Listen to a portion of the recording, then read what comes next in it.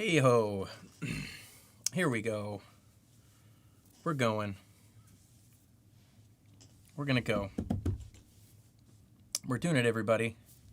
We're really doing it. Hi. Welcome, if you're here. Happy Friday to you. I'm glad you're alive. And I'm glad you're here. If you're here, let me see. Viewer activity, stream settings. What do I want? Analytics. Guess I'll keep it on that one. How's everyone doing today? My name's Aaron. If you're new, I am working in my studio today. Got a couple different views here. I got my screen, which has my Pro Tools session on it. And then I got me here, and then I can also do this.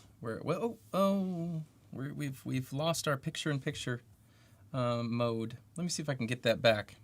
Give me a second while I do a little maintenance here. ATEM software control. I gotta recall my thing from the other day. Restore. Where do I even restore that from? Yesterday? Date modified. Oh boy, I don't even know. July 13th. ATEM with titles. Live May 6th. How about this one? Let's do that. Okay, yeah, there we go. Now we're good.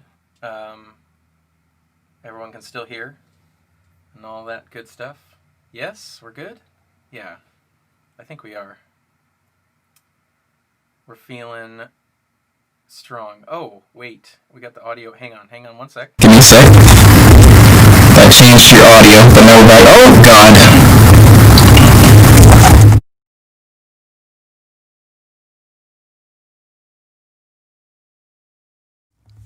Pardon me there. That was just entirely unprofessional. I don't think there's anyone in here yet. Oh, there is one person. Person, whoever you are, sorry you had to hear that. That was a crazy outburst of sound, I think, that you probably just heard. So hopefully we're good now. I think we should be good to go now. And we're going to pan these left and right because that's how we roll here. There we go. There we go. And now we're feeling good, I think. Yes. We should be good. Should be good to go. Hi, if you're here. Welcome. I'm going to get started here. I'm working on a cool song by my buddy David called Bothell. There's a town near me. It's called Bothell. It's called Bothell, Washington. And that's what this song's all about. Super mellow tune. Before I play any of it for you, I'll tell you where I'm at. We basically are done tracking. And I just comped the vocal. We're done tracking this whole record. There's 4 or so songs left to mix. And I'm just kind of, going through the rest of the tunes here and getting them ready to mix and then mixing them. This one, what I need to do today is I need to import my mix settings. And then I want to get a rough mix going for strings. We're going to actually have Abby Gunderson put some strings on this. I've worked with her on another album, and she's in town, although we're just doing it remotely. I just send it to her. She's over on an island, Whidbey or something. I don't actually know where she is, but she's around. Of the Gunderson musical family. And she does a great job, especially with legato, pretty sort of strings, which is my favorite kind of strings. So we're gonna. I want to get a mix on this, a rough mix, a working mix that I like enough to send over to her to put some strings on before I mix it. But other than that, it's pretty much ready. So what I'm going to do today is a little color coding, some importing of mix settings, and maybe tuning of the vocal. I might tune the vocal depending on if we have time for that. And then do a little rough mix on it. So come along for the ride. If you're here, I'm glad you're here. Welcome. And we're going to get started here. Also, let me know if how the sync is for the audio and video. I feel like there's sometimes a little discrepancy there. I've got my little ATEM delay set at 2 frames. Previously, I've had it on 4, but earlier it looked better when it was on 2. So let me know if the audio looks funny. Let me know if you can hear everything, see everything, whatever. Right now, I don't have any feed coming to you from Pro Tools because I'm going to wait to do that until I import the mix settings, because I would have had to redo it anyway because I route it differently. Anyway, blah, blah, blah. So the first thing I'm going to do here, and feel free, hey, if you're here and you got a question about studio stuff, musical or whatever, feel free to ask it in the chat. I'll be looking over here to see how many friends I have to assess my value in this world based on how many people are in the chat. And would love to answer your questions and kind of shoot the breeze and just have a fun little time here on this Friday afternoon in October. Beautiful day, actually. Mixing or getting a little mix ready here. So here we go. We got some drums here. We got a little percussion, which I may or may not actually use. I think we just sort of kind of tracked this like, maybe we'll use it, maybe we won't. My gut says I don't actually think we will. I don't think we'll need it. I may put the tambourine. We got these little tambourine hits. I may put that. That's like a mixed decision that I'm going to make. If I do, I can copy paste those. We also have this little kabasa here, this little tss, tss, which I, again, may or may not use.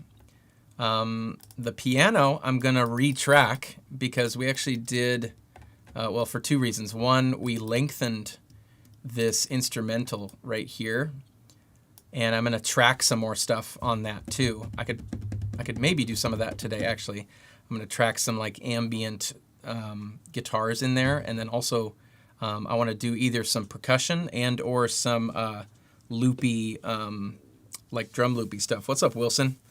Good to see you as well. Thanks for chiming in on the audio and video sync. Yeah, so I want to redo it because I couldn't quite copy and paste like the piano that it made sense in this section. And then also, we did this at Bear Creek, and we did it on their Steinway, which is great sounding. But for the vibe of this song, I think my piano, which is a 100-year-old upright Davenport and Tracy piano from New York, that will be a better vibe. My piano's like just dark, and this whole song is just super dark and mellow and understated, and it's just kind of a really fun little journey into the mind of my friend David, who wrote the song, and also into like what life is like in good old Bothell, Washington. It's his little love letter to Bothell, which is fun. It's a precious little song, and one of my faves on the album. It's going to be really good, I think. Not too many instruments. We got, like I said, we got drums, got a little percussion, which I probably won't use, piano, which is prevalent in the mix, bass, which I don't know why bass is down here. Let's put things in order. This is another thing we'll do in this session. We're going to color code. We're going to import mix settings. We're going to put things in order. We're also going to put these guitars where they belong. I always have things in the same order. If you're new here, I like to be very organized with my sessions here. This is my talkback right here. As you can see, it jumping up and down there. Got some piano, so we got some drums, bass, acoustic. This is just one electric guitar that's through 2 amps. Piano that I'm going to redo, but I don't have my in-ears here, so I have to go down to Kirkland to grab those because I left them at the theater where I work. And then we got a Hammond here. Nice present Hammond. David loves the Hammond organ. He always tells me to turn it up. When I send him a mix, he's always like, turn up that Hammond, which I am happy to do, because I also love the sound of the Hammond organ. Got a lead vocal and a couple backgrounds. That's it. It's a very simple little song. Like I said, I'm going to add some ambient guitars at the end during this little instrumental. But let's go ahead and color code our stuff here and get going here. I'm going to actually do my import session data first before I color code, because sometimes when you import session data, it color codes for you. So if we can get it to do that, then great. And I'm just gonna grab it. It's kind of interesting because this song is so different than every other song that I don't know how much stuff I actually want to import here. But just for kicks, we'll we'll go ahead and match these tracks, because there's not really much going on here anyway, so we can always make adjustments. I do not think we're going to need a kick sample and snare sample on this song. It's, again, really, really mellow, and the tones that we got are really cool. So I don't think we need to do that. I may want to import these crashes, but I'll do that later, because the first time I do the import, I click on this do not import. I don't want to actually import the audio, obviously, from this session, but I want to import all the other stuff. So the plugins and the levels, and mostly the auxes. So we'll import those. So Tambo, I guess that's fine. Actually, no, let's not do that. So this right here, we need to, so I did match tracks at first, so it went and found the things that are named the same, and it's importing those and putting basically that does my routing for me, and it puts plugins where I want them and things like that. But then I have to manually grab my drum subgroup here, smash, which is my drum compression. I got a drum verb, I got another drum verb, and I got another drum verb.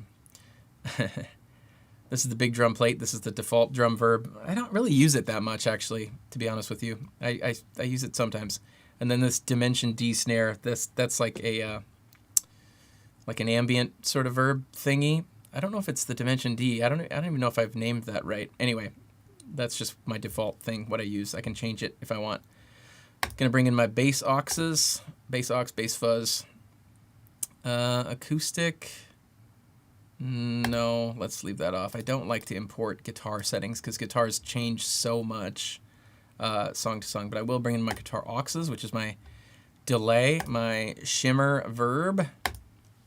It's nice, the shimmer verb. Especially, I think actually when you're mixing, that's the best place to use a shimmer reverb. Why, Aaron? Because, number one, it's not embedded into the track, so I can get rid of it if I want to. I can have it on certain sections and then not have it on other sections. The problem with shimmer reverb is that it gets overused. So if you hear it just constantly, that octave reverb, if you don't know what I'm talking about, it's that upper octave reverb that a lot of guitarists will use, but it gets overused. So if you have too high of a mix, or if it's just constantly there, it gets annoying. But what's cool about doing it in Pro Tools when you're doing a mix is, number one, you can,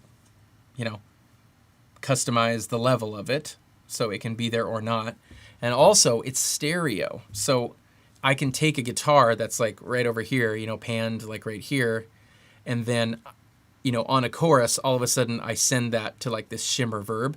So if it's this beautiful, shimmery, clean guitar part, all of a sudden that guitar part gets really wide, whereas we just tracked it as a mono guitar, but it's a way to space things out. And it works a treat. And I have the Valhalla Shimmer, which works great for that. And I've got a preset that I created called the Blue Sky, which is like the Strymon Blue Sky Shimmer reverb. I'll show it to you if you wanna steal my settings for that shimmer verb. It's a great thing to put on guitars when you're mixing. I also have a guitar room. When I'm recording guitars, I like to have room mics up. So sometimes when we're recording, we do that. But when I'm recording at my house, there's no room, so there's no room mics. So I simulate that sometimes. So that's that. Vibes. Okay, this is just me being spontaneous right now, but I feel like vibes would sound great on this song, so I'm going to bring in this instrument. The piano, that's fine. We can bring that in. Here's my keys aux. Here's Dave's vocal that we're going to bring the settings. Again, we're just importing like plug-in settings and routing right now. That's all we really care about. Dave comp. I don't think we need that or that. Lead vocal tuned. David tuned, lead vocal tuned. I don't remember which is which here. I think actually lead vocal tuned is the one I want. And then did I grab those background vocals? Where's the background vocals? Background vocals right there. The verb delay and then the master is going to go there. That's fine too. And don't need that. I don't want that. Okay, let's just double check here. We got our drums. That's fine. We'll go back and get these crashes if we want them.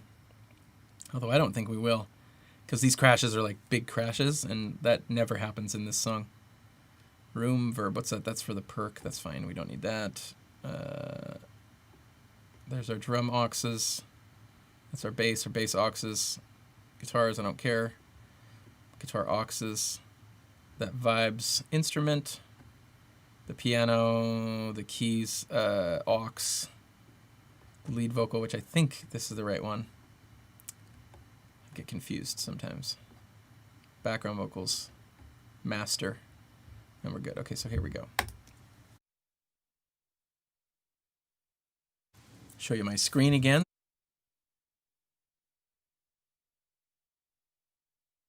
Things. Okay, so now we're going to go through and do a couple things. We're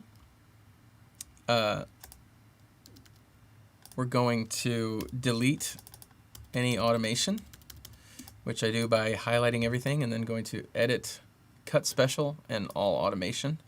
And then I'm also going to look at the very end.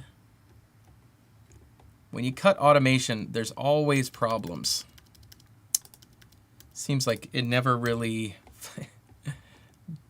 deletes it perfectly, you know, so it's that there's always like some stragglers there. Okay, now I'm going to organize things, and then I'm going to color code things. Okay, so I'm going to grab this is all of the new tracks that I imported over here. And I'm just going to put these in their place. So I'm going to put the drum auxes after the drums and percussion, which all go into those. And then I'm going to unhighlight drums, smash, drum verb, drum plate, dimension D snare. Now I'm going to take the bass auxes and put those after the bass. I'm going to take the guitar auxes, put those after the guitars. Here's my vibes, my new fun thing, which I'll probably put. I also like to organize instruments by how they come in the song. So I like to have a cascading left to right. You know, since this Hammond comes in, I like to have that above the piano, and then, you know, so on and so on. If I had to guess, I would think the vibes would come in probably, you know, around chorus 1, maybe later. So I'm going to put the vibes after the piano. And then, what else do I have? We've got keys and background vocals. So the keys that's where they should be, and then the background vocals we're going to put after the background vocals. Okay, and now let's color code stuff. So the nice thing about what we just did is it color coded not the regions in the tracks here, but it color coded the tracks over here. When you're doing your color coding in Pro Tools, you can do it one of two ways. You can color code the tracks or the clips in tracks. I say regions. Clips used to be called regions. Now they're called clips. But anyway, so if you hear me say region, Pro Tools still calls some things regions, I think. Select, show, sort by. Yeah, anyway. I think they changed the name of regions to clips, but anyway, doesn't matter. So we're going to take our drums here. We're going to color code these bad boys. I like to do it this like nice blue. Okay, that's great, and the tracks are already that color. So I'm gonna do the percussion, which is I just do a little lighter shade. Now I'm gonna highlight these tracks and then do the tracks that same color. We're looking good already. All of the auxes I like to keep no color, none. So you can't really see, but over here it's black. That's what I like to do. Bass amp, bass DI, I like to go green, like a dark green is nice. The tracks are already that color. The auxes are black, which is good. Guitars are going to be red, as well as the clips in the tracks, red. The guitar auxes are going to go none. And then all my keys are going to be purple, as well as my clips in my tracks are going to be a purpley, pinky purple. My lead vocal, I make this like bright teal, just so I can like, wait, that's not the lead vocal. Hang on. Where'd the lead vocal go? Oh boy, it got made inactive because I brought in the wrong session data. Okay, let's try this again here. I think David Tuned was the one I actually wanted. I'm gonna go from a different song. I'm gonna go from this one. I'm gonna find that lead vocal tuned. That has to be the right one, right? You would think. To lead vocal comp, do not import blammo. Yeah, okay. So now that imported the stuff for that. I'm gonna delete let's delete all automation again since it imported that. I wish there was an option to not import the automation, to import the volume setting, but not the automation. I don't know if that's possible or not, but anyway. Wilson says, I notice you use a bunch of auxiliary tracks in your mixing. I tend to use aux tracks for delay and reverb for sure. However, I'd like to start using them more. Yeah, so I'm using them in mixing basically as groups, and then on the drums I'm using them for parallel compression. That's the key thing. And then on bass, I use them. I have the bass aux here. This is just two mono auxes, the bass aux and the bass fuzz. And but basically I'm doing like the same thing with the parallel compression, except I've got like a Sans amp on the aux. And that has like a fuzz, so if I want to get real aggressive, and then I can automate that up and down depending on the section of the song. But really, what I just use that for is shaping the overall tone of the bass in the session. And I like to use fuzz and distortion instead of compression on the bass because I think it's just easier, and it does a better job. And you don't hear it as fuzz most of the time. I don't have a fuzz bass in a song, but the fuzz just creates length. So like when you play the bass through this fuzz plugin, it's just like bzzz. So what that does is it provides just a nice linear, uber compressed, never-ending bass note, where the original may have some dynamic to it, but then I can mix between those two and kind of customize the dynamic there. Wilson says, for me, figuring out when to add dynamics to groups of tracks versus single tracks is a trick for me. Yeah. Right. Yeah, it does depend. Yeah, and completely depends on the song, drums, obviously like kick and snare are a big like part of what makes the kit, and I'll automate up, quite often I'll automate up a kick and snare, especially a kick in a chorus just to get that extra punch. Another trick a lot of pop people do is to reduce it right before the chorus. So if you have a pre-chorus, bring back the volume of your drums. Some people will, like if you listen to some pop mixes, it's like here's the dynamic, and then the pre-chorus comes, and the pre-chorus goes down. So then everybody turns up their volume, and then the chorus hits, and it's like, ah! So you're always like kind of dealing with that kind of thing and playing tricks on people, or you're just using those psychological things of like how to create dynamic while also having a mix that's like nice and compressed and easy to listen to without turning it up and turning it down. But Yeah, I will say, like, for bass, once I get my sound, I kind of treat my auxes as one instrument. So I'm going to bring them both up and both down together, unless I'm going into a particularly, like, aggressive part of the song. Then I'll, like, just bring up the bass fuzz, or, like, drums, for example. If I want to create more excitement, you know, like more chaotic excitement, I'll bring up, like, room mics at the end of a song or something like that. It all kind of works together, you know. So you got to just sort of know what you want, what you're going for. But yeah, this is just my, like, template that I use for everything, and then I tweak accordingly, and it totally depends on the song. But I use this as a jumping off point. Okay, so we got to color code this action, which is the lead vocal, which is about to get changed because we're gonna tune the vocal, which we haven't done yet. Now here's some backgrounds. We're gonna make those tracks orange as well, and then everybody else is black, and these guys should be black too. Okay, so that's everything, like, color coded and organized. Now let me make sure everything's routed to the right place. All my drums and percussion should be going to bus 31, 32. So I just selected everything, and now I'm holding down Shift Option. That does what you're doing to whatever you have selected when you hold Shift Option. Tip, hot tip. The bass is going to bus 15, which it already is, because we imported that. The guitars should be going to bus 25, 26, which is where I put my guitars. The keys should be going to 27, 28, which is where they're going, except for the vibes, which I have not played yet, which I have those going out 1 and 2, because when you route to a bus, there's some delay, there's some latency.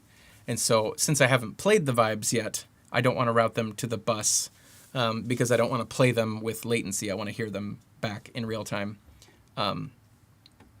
So yeah, once I am done playing the vibes, then I'll put those through bus 27 and 28 like the rest of the keys.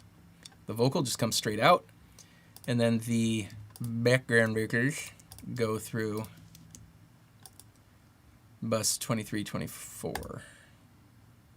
I use always the same numbers just because that's what I do. It's just easier to have a pattern, a standard. Okay, now let me make sure these drums and stuff are going to you. So we've got drums going to you. We got, this is your mix right here, 5 and 6. We got bass going to you. We've got guitars going to you, keys going to you. I'm going to you directly. Lead vocal, background vocals. Okay, we should be all good. So,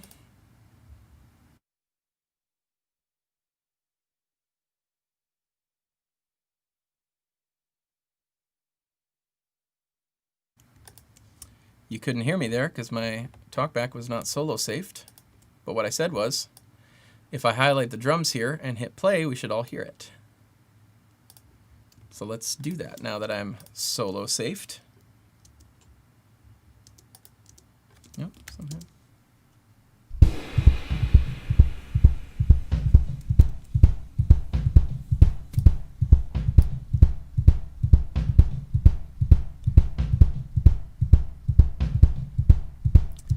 Like I said, super mellow tune.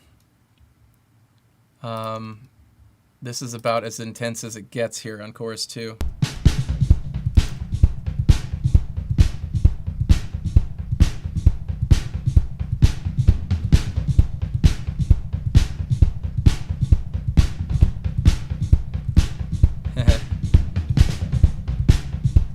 Okay, just to be thorough here, let's go through and make sure everything's in nice phase with itself. So I got the kick in soloed here. Can't see it. There it is. Now you can see it. It's above my head there.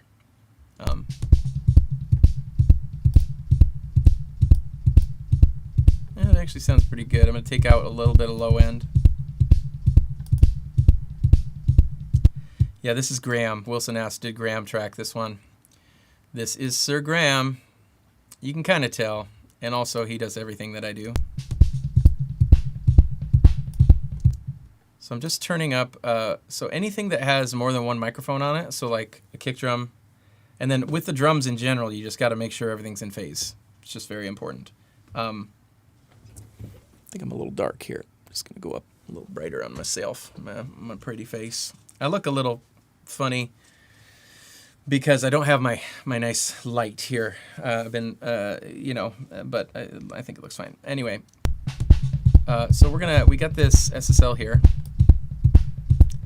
And I'm just going to hit this phase button here. So as you can clearly hear there, I don't know if you can hear it. You're probably listening on your computer or your phone, but that was worse when I flipped the phase. It's this little button, a little circle with a diagonal line through it. That means you're checking the phase. And you're listening for low end. More low end equals better. So that's good. So the kick in's good with the kick out. Let's check the sub here.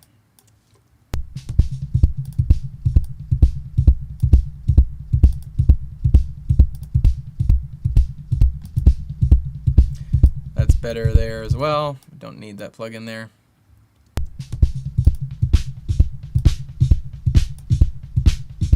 I'm just gonna test the. I like to keep it simple when I'm testing these. Again, you can't quite see. But I've got my snare top and my kick in soloed here. And I'm just going to listen for low end. I'm going to flip the phase on the snare.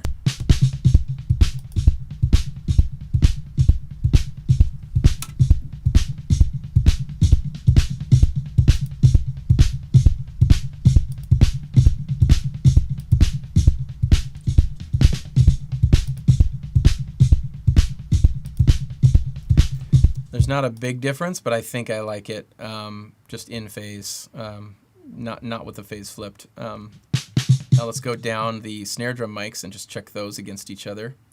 You know, it's especially a good idea when I just got a file yesterday from someone. It's going to be really fun to mix, actually. It's like a total throwback 80s vibe.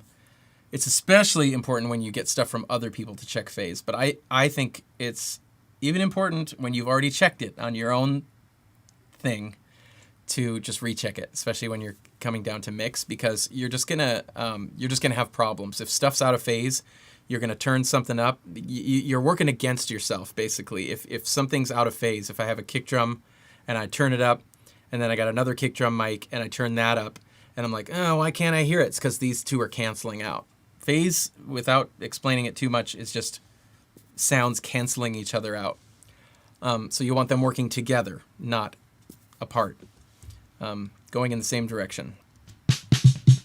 So we're going to listen to this Distorto snare track, which I have down really low here. Oh, my silly computer is doing that thing again where I can't show you my screen. I've learned that I just need to wait a while. This happened the other day too when I was doing this.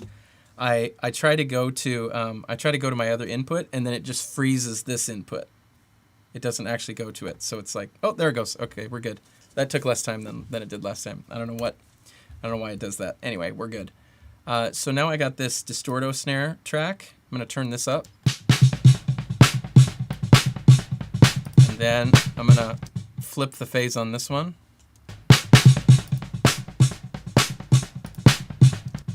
And we can clearly tell, I'm going to take off these master bus plugins too here. We can clearly tell there that it was worse when I flipped the phase, so we're good on the phase there, which means I tracked it well. Now let's check the snare bottom. I can already tell that's good. I don't even have to flip it, but I just will, just to humor us. This is maybe the best example. If you're listening to this, listen to this.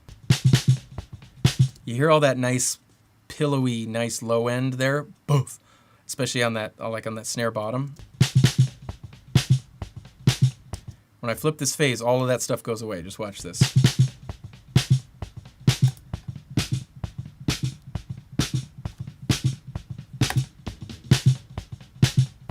It has all of the chesty impact goes away. We want that. The thing is, if it's got too much low end, we can always take it out. But if something's out of phase, you will never get that low end back because you're canceling out, like I said.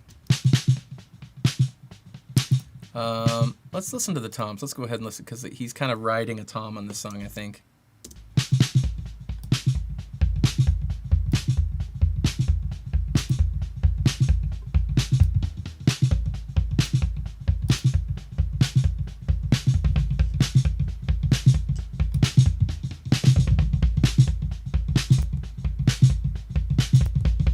Yeah, interesting.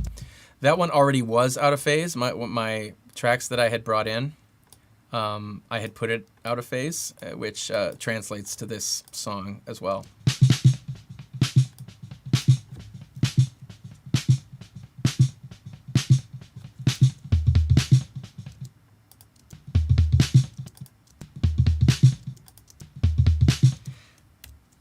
Not a huge difference there, but we're going to go with that as well.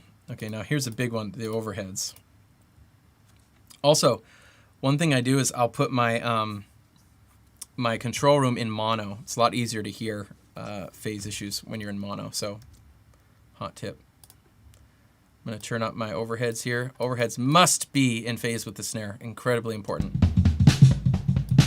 I can already tell that they are just based on the amount of low end in them, but I'll show you just for kicks. I'll make them out of phase and we'll hear the difference.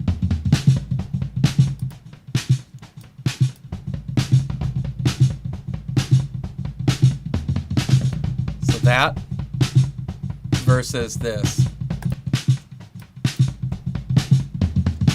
Wasn't that snare? Nice. We got some nice sounds on this one. Nice, chunky, chewy low end. Just drums being played not very hard, going through Neve preamps. A well thought out part. It's like all the ingredients are there, man. Okay, let's listen to this mono mic along with the snare. Here's the mono mic by itself. It's a ribbon mic about 5 feet high, 6 feet away from the kit.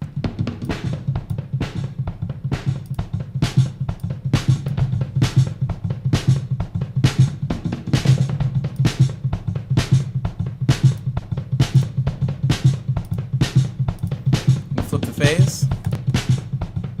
Nope, that's worse. So we're going to keep it how it was. Now the rooms. Back to listening in mono here. Solo just the top snare.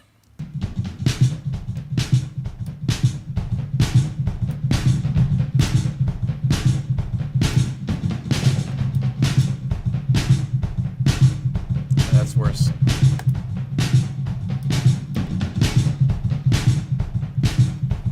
It's not as big of a deal, and it's actually harder to tell on the room mics than it is on like overheads because they're further away, and it's not such a direct impact on the snare. But I think we're all good there. So let's listen to the whole kit here.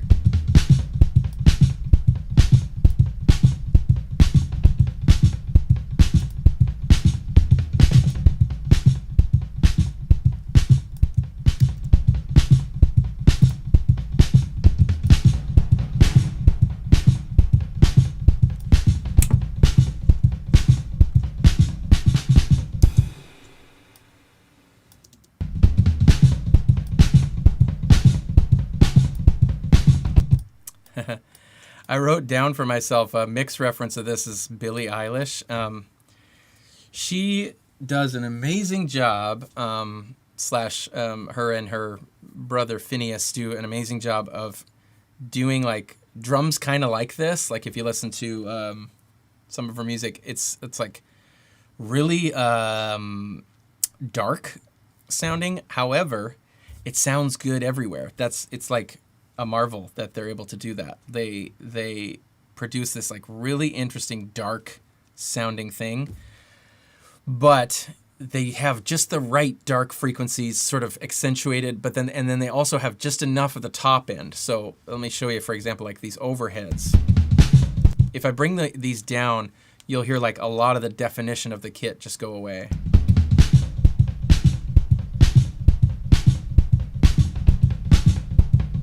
Bring it back up.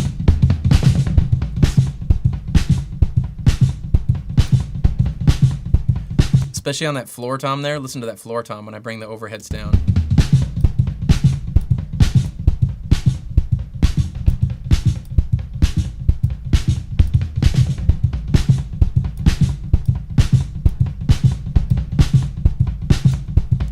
It's interesting. I want to make sure the floor tom is in phase with the overheads.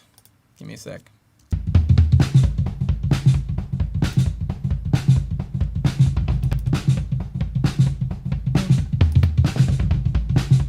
That's good.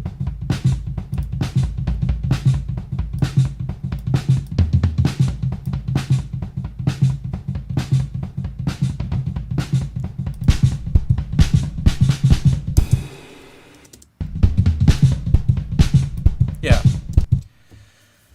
Wilson asks, is a phaser effect just gradually adjusting the phase of an audio source? Yes, very good, Wilson. Exactly. That's exactly what it's doing. And really, what we're talking about when we talk about phase is what? Delay, right?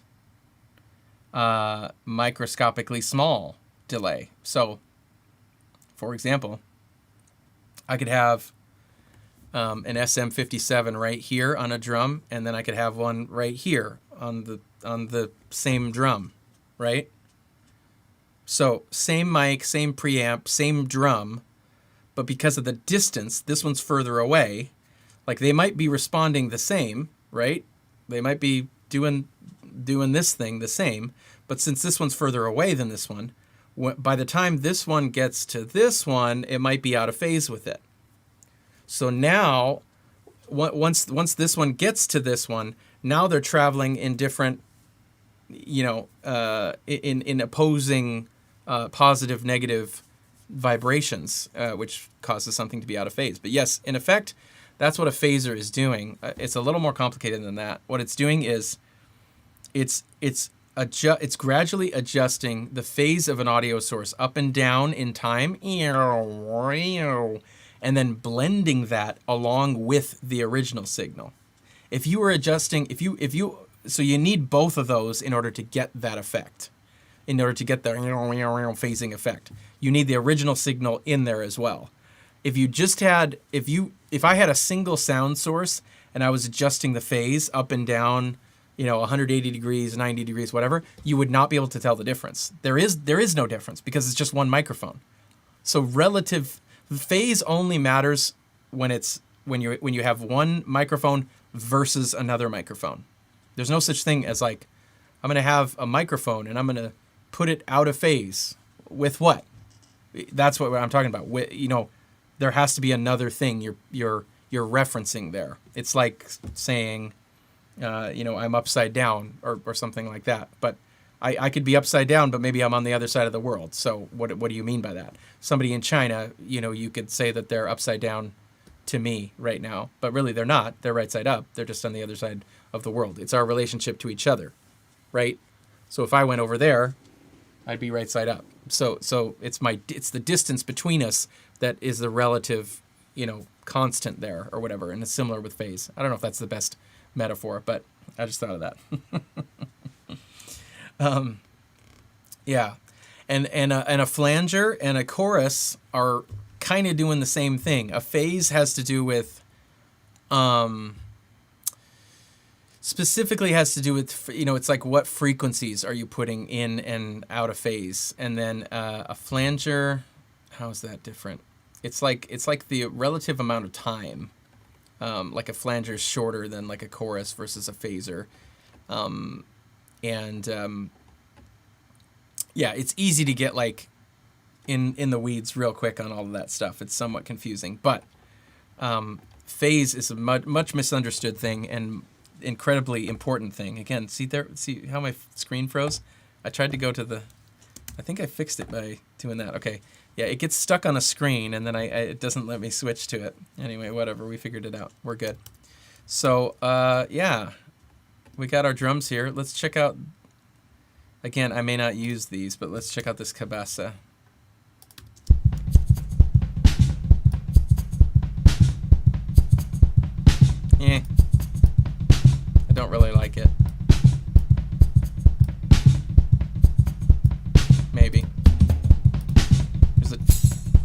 tambourine. Oh, that's kind of cool.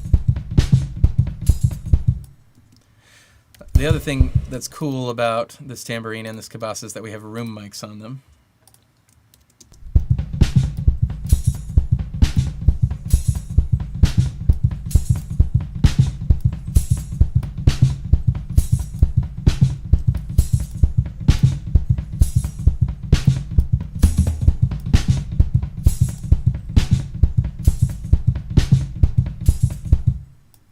You know what I haven't done yet is edit the drums on this. I may do that. I was thinking of not doing it because it kind of felt good to me. But I may do it just because I'm just that kind of guy.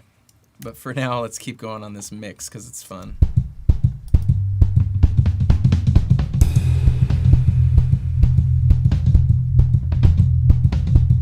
Real warm bass tone there.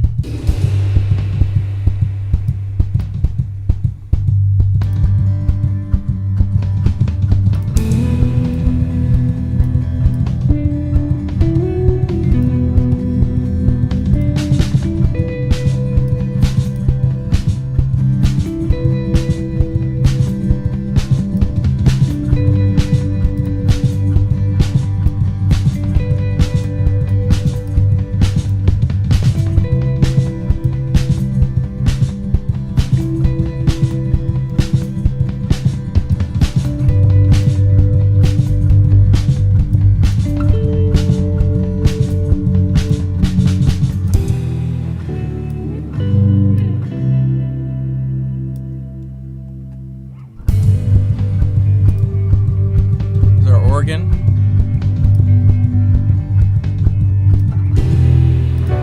Piano.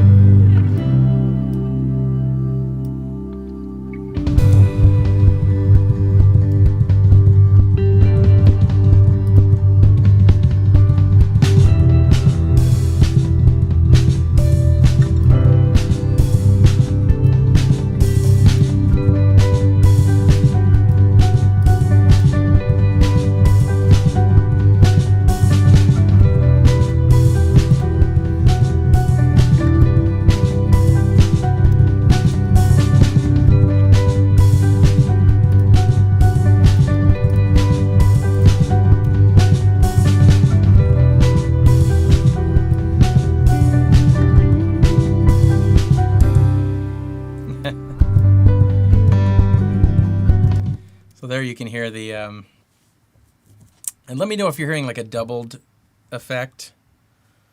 I'm not really sure because I'm sending it to you via output 5 and 6, but then my microphone is hearing it in the room and then is getting delayed. So you might be getting it like twice. So let me know if that is happening and I'll turn down my control room volume to counteract that. I think I want to, again, I'm not really mixing yet, but I think I want to really crank the top end on this floor tom so you can hear that little subdivision on the kit.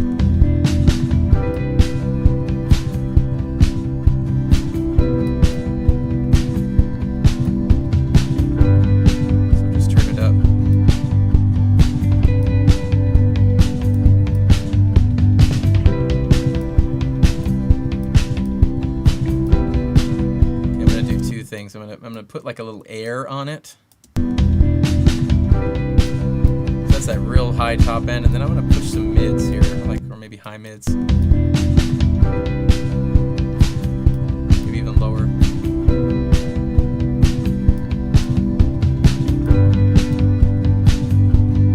Bring back some of these low mids on it as well, and then maybe chill out the low end. Then bring the whole thing up.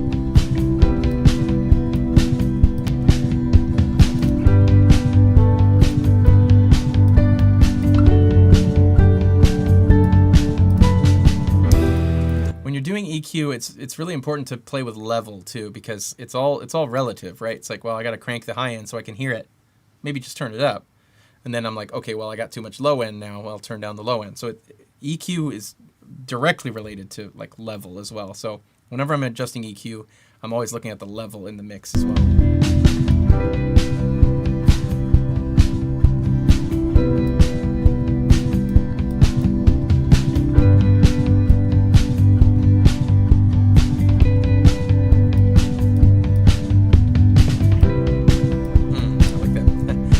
rack tom better than the floor tom, actually.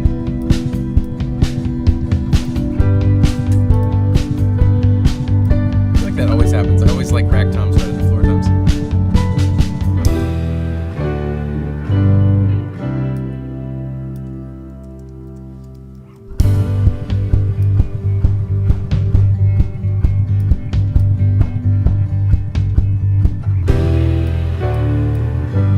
Very delicate balance on a song like this between the direct mics and the rooms and the overheads. It's like, how dead do you want it to sound versus how much presence do you want it to have? Micro adjustments. Micro. Little tiny adjustments. Also listen really quietly. Like turn your control room volume way down.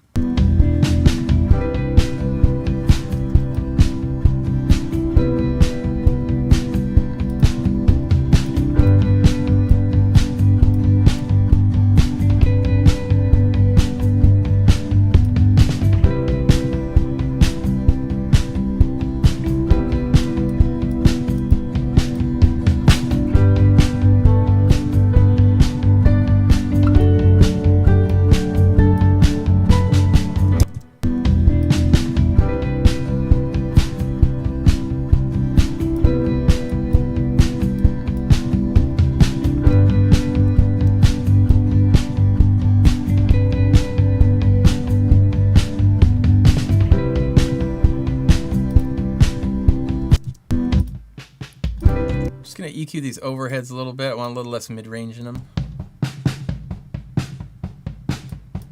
Not bad, actually.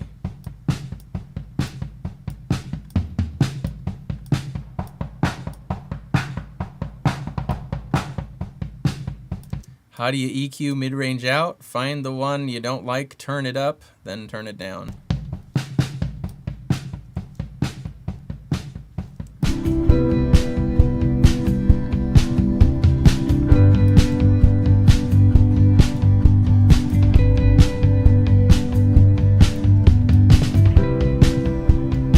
Bass on this one. Oh yeah.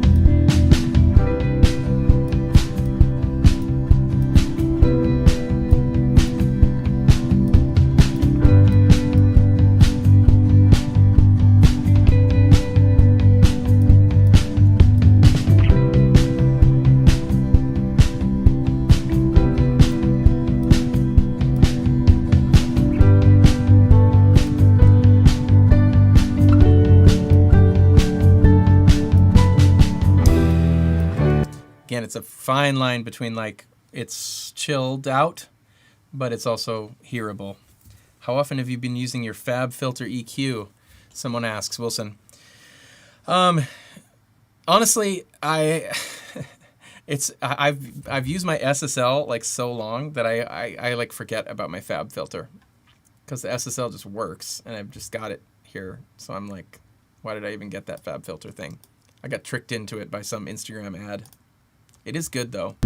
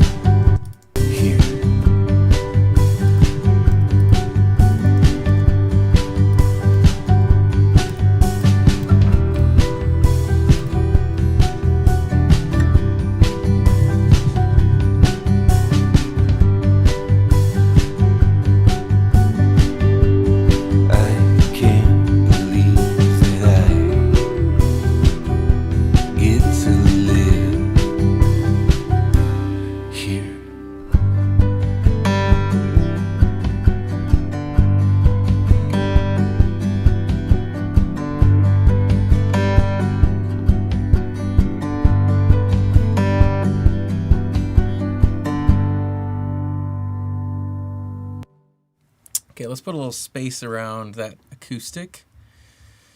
It's kind of nice to mix a song when I'm like not really mixing it. There's a psychological freedom there that I'm like, I'm just kind of getting started here. I'm not really mixing it because in my mind, I'm like, well, I'm waiting for the strings to like make final decisions. But really, I might be making actual decisions right now, but it feels less weighty because, you know, I can't physically like finish this mix right now because I'm waiting on the strings.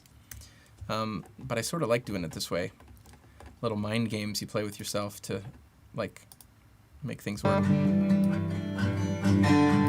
there's that room reverb on the guitar. Just a little bit of that. Oh, Boston, Washington, do you exist inside my head?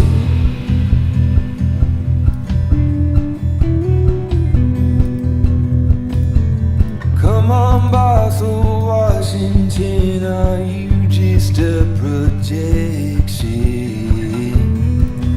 Get some nice ambient reverb on this one. Longer tail. 'Cause I feel stormy too, just like you. I feel blue, yeah, yeah, yeah. I feel stormy too, just like you do.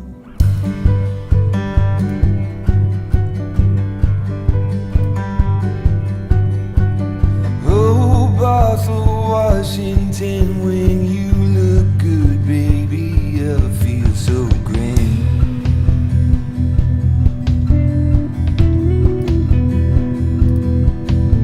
And honey, when your rain is falling down into these bones, I feel so bad.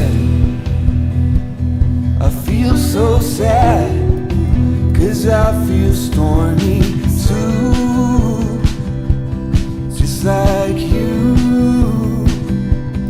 I feel blue,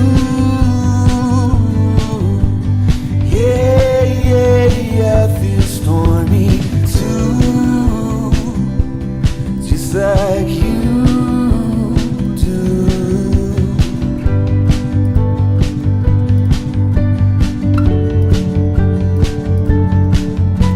Oh, I've been watching murders lately, so beautiful.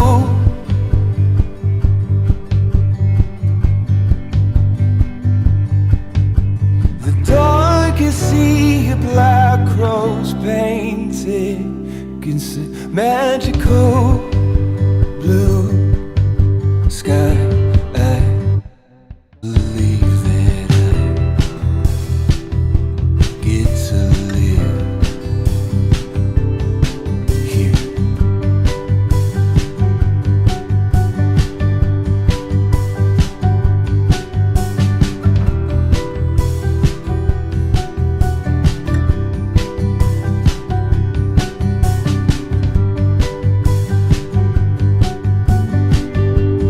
I can't believe that I get to live here.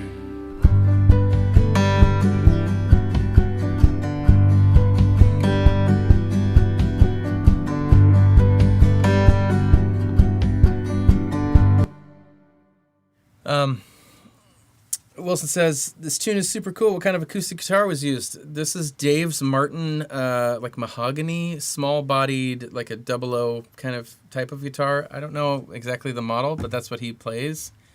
And he's playing it like with no pick or anything. And so it ends up being really mellow. I put actually quite a bit of EQ on it. Here's just the acoustic. Here it is with no EQ.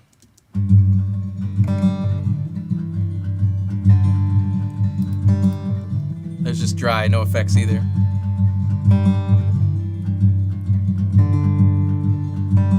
So here's what I did to it with EQ. Like, look at this. Look at what Look at this shelf. I got a high shelf starting at 1.5K, and I've got it boosted 11 dB. That's crazy. I'm gonna bring it back just a little bit. That's what sounds good though. Who cares what it looks like? And in the mix again, you know, to cut through a little bit more.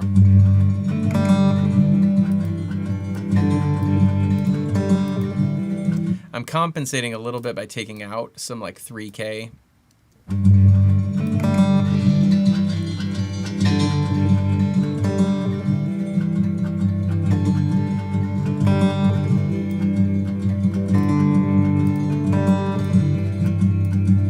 Oh, Boston, Washington, do you exist inside my head?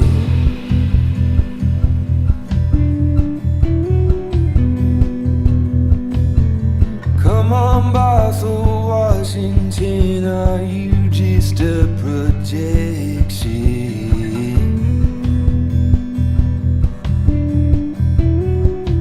Cause I feel stormy too, just like you. I feel blue, yeah, yeah, yeah. I feel stormy too, just like you do.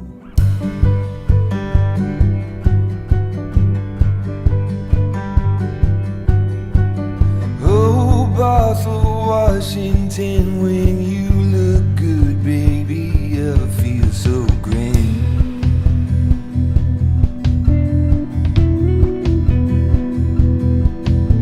And honey, when your rain is falling down into these bones, I feel so bad. I feel so sad, cause I feel stormy too, just like you. I feel blue, yeah, yeah, yeah. I feel stormy too, just like you do.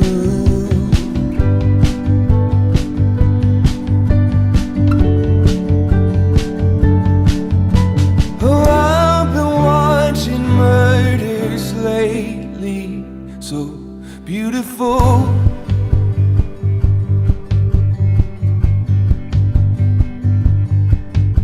The darkest sea of black crows painted against the magical blue sky.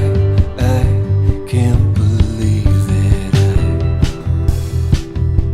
get to live here.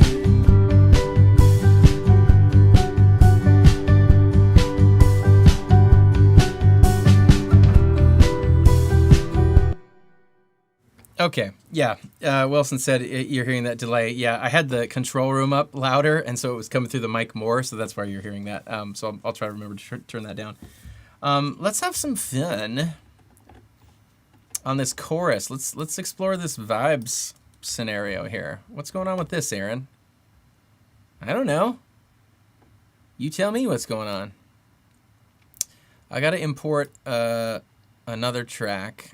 Where was it? It was on, not that song, but the one before. No, not that one, but this one. Vibes. So I had Vibes, Vibes A, which is the Vibes audio. I'll tell you why it's on two different tracks maybe in a second, but for now, let's just bring this in. And there it is. And there it is. Okay, great. That's going to, we're going to put that out, A1 and 2, for Neo. And then we're going to assign this virtual instrument to there. So now we're good there. That doesn't matter, the volume of that. There, those two are grouped. That's fine. Okay. So now, and let me send it to you as well. So now if I play a keyboard, we should hear this. Yep, there it is.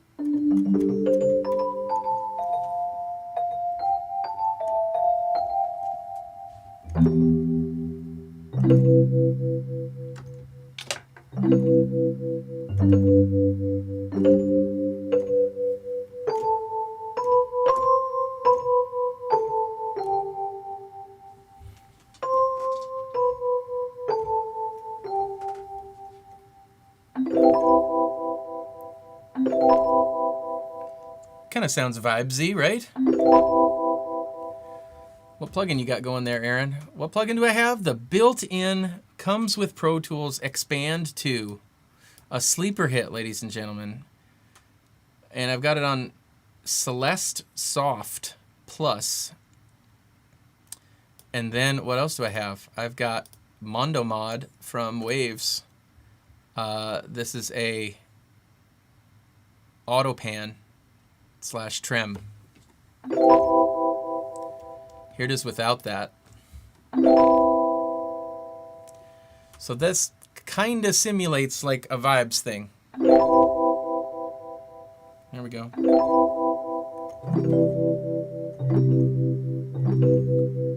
So on the chorus, should I be down here? 'Cause I feel stormy too. Or should I be up here? 'Cause I feel stormy too. Maybe there. That sounds kind of more magical and more Mr. Rogers-y. You, yes I do. And then right there, should I do that, or should I do yes I do. Yeah, I feel stormy. Or maybe I do. Here's what I do. 'Cause I feel stormy too, just like you. I feel blue. Yeah, I feel stormy.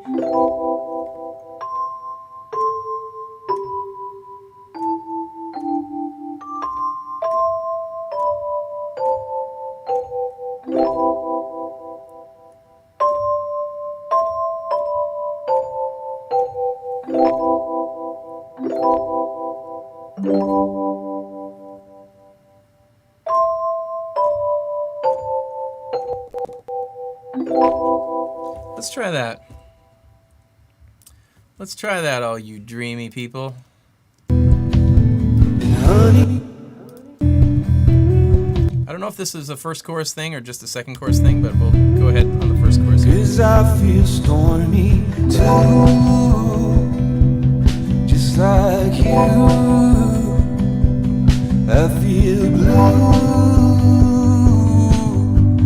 Yeah, I feel stormy too, just like you do.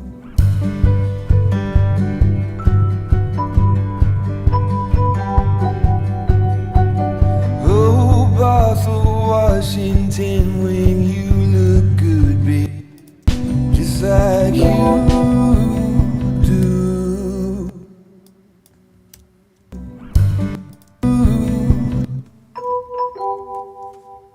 Like you do.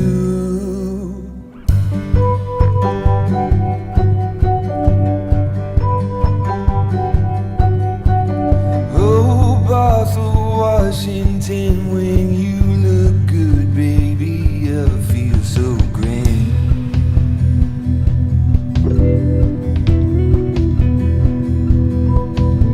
And honey, when your rain is falling down into these bones, I feel so Probably nothing in the verse.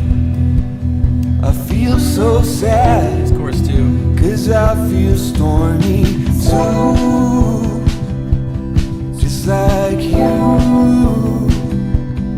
I feel blue, Messed that one up. just like you. I feel blue. Yeah, I feel stormy too, just like you do.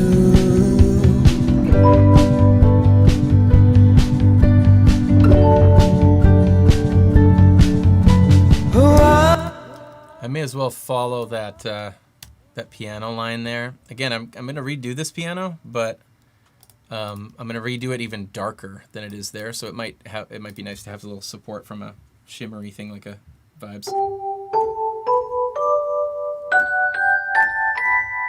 So I'll do that line after. I feel stormy too, just like you do.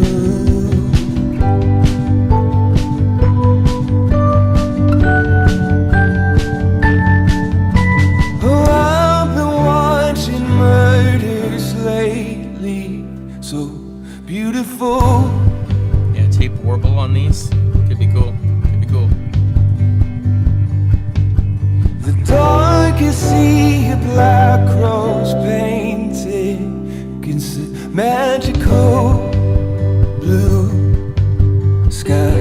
I can't believe that I get to live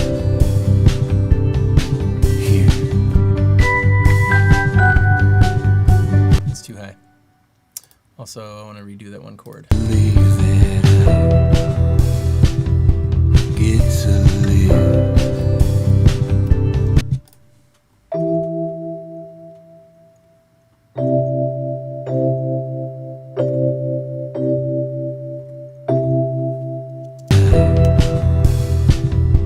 Get to live.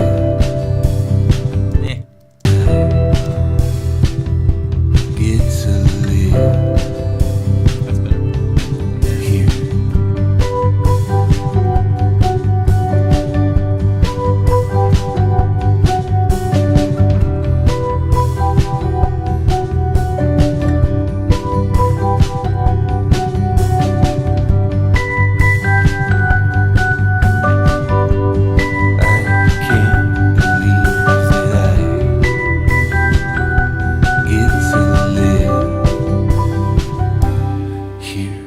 Okay, let's come up with a plan for that. I like the beginning of that, so I like, and then doing, maybe even slightly altering the melody.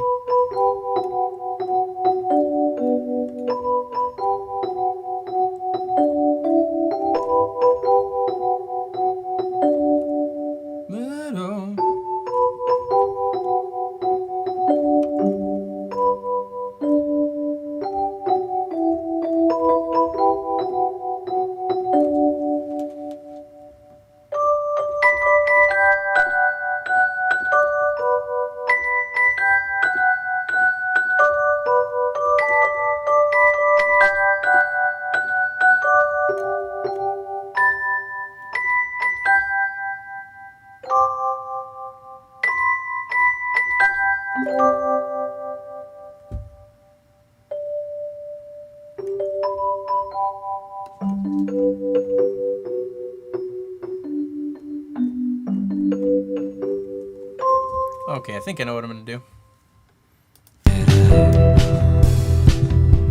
Get to live here. I want to anticipate that. Bum, bum, bum, bum. Here. Here.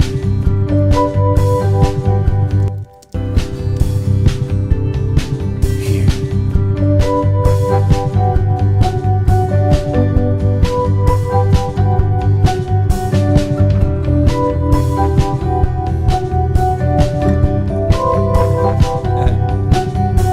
Practicing. I can't believe that I get to live here. And then,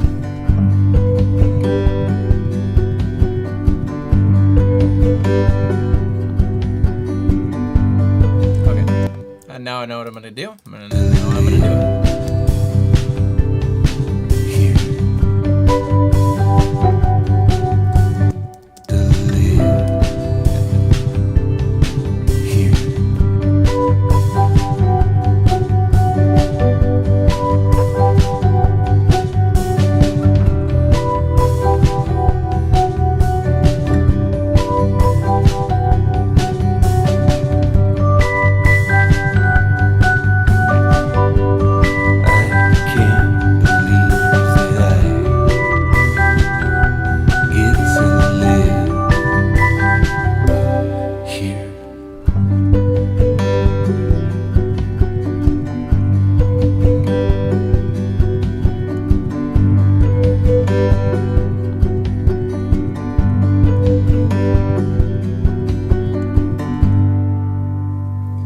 Pretty.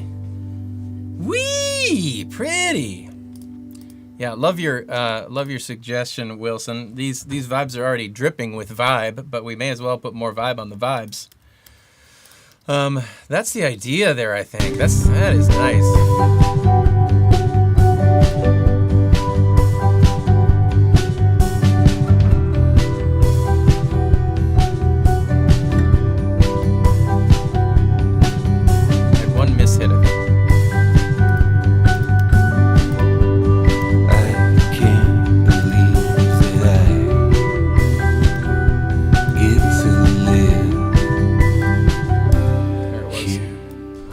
Thing about MIDI is we can just grab that and fix it.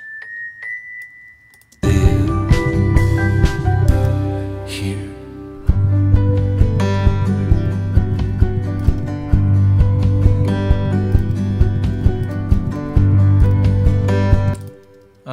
Yeah, so in our chorus here, just like you, I feel blue. I feel stormy too. Here's a question on this little walk down. I have a little. I'm doing a little harmony, so I'm doing a. I'm like. Would that sound better if that was just octaves? I don't know.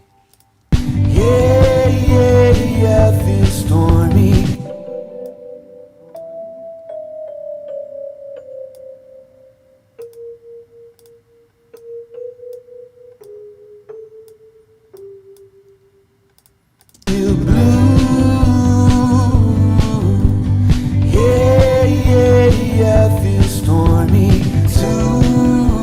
Let's do octaves on chorus 1 and then harmonies on chorus 2. Just like you. Yeah, but that would be great to have like a little triplet delay to your idea there, Wills. Why don't we just do that now? I'm gonna put the mod at the end so that it's still moddy. But if we grab a delay and we grab let's grab like a vibe one for the vibes, vibey delay for the vibes. How about this H delay here?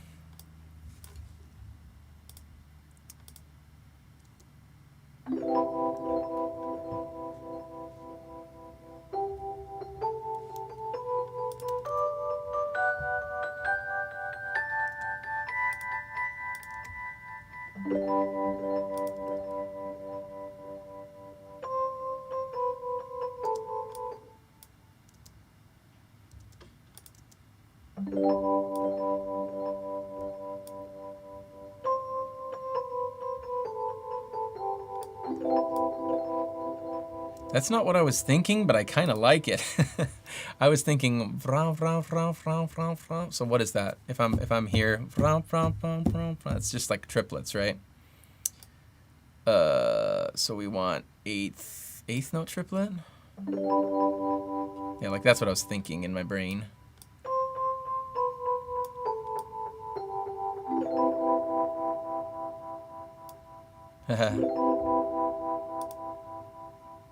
That's also what I have going on the delay on the mod here. Just by, I wonder if I'm working against myself by doing two triplet things. I think I kind of like the dotted, or maybe just straight eighths. Let's hear that. No, straight eighths isn't weird enough.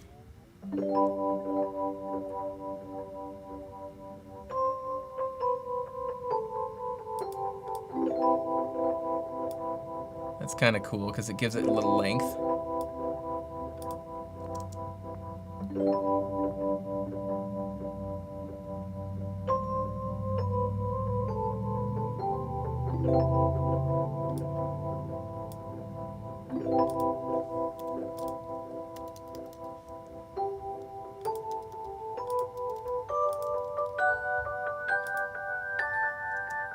See how it sounds on this thing.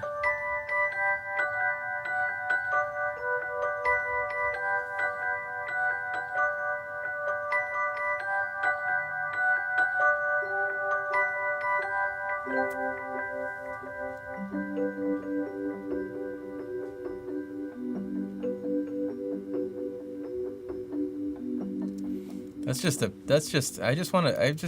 just gonna take a nap, you guys. 'Cause I feel stormy too, just like you. I feel blue. Yeah, yeah, yeah, I feel stormy too.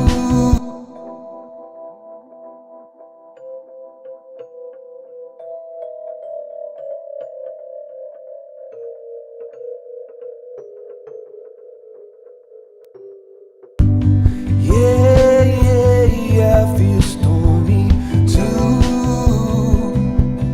just like you do.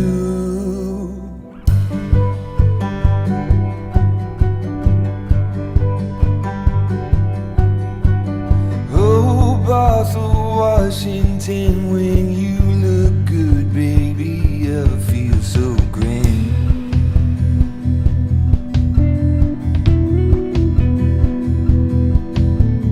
Honey, when your rain is falling down into these bones, I feel so bad. I feel so sad, 'cause I feel stormy too, just like you.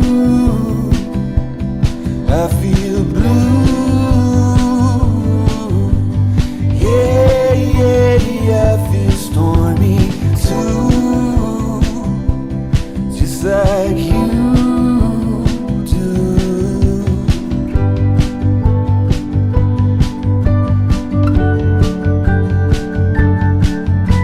Oh, I've been watching murders lately, so beautiful.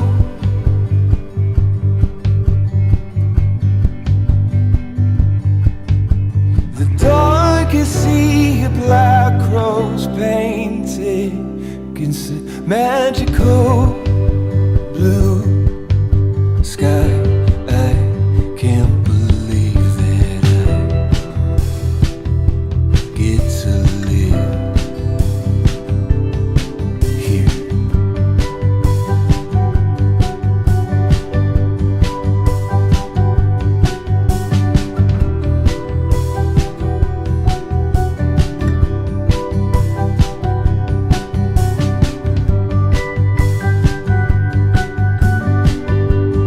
I can't believe that I get to live here. I'm gonna quantize. Let's make a duplicate of just this one, and I'm gonna quantize this line here. Bum, bum, bum, ba, dun, dun, dun, dun. How am I counting on this song? 3, 4. That's how I'm counting. So I want so that's the 16th note. We're gonna do that, and then we're gonna go strength 85. This is what I like to do. If you want to quantize it, but you still want a little of your humanity left, 85%.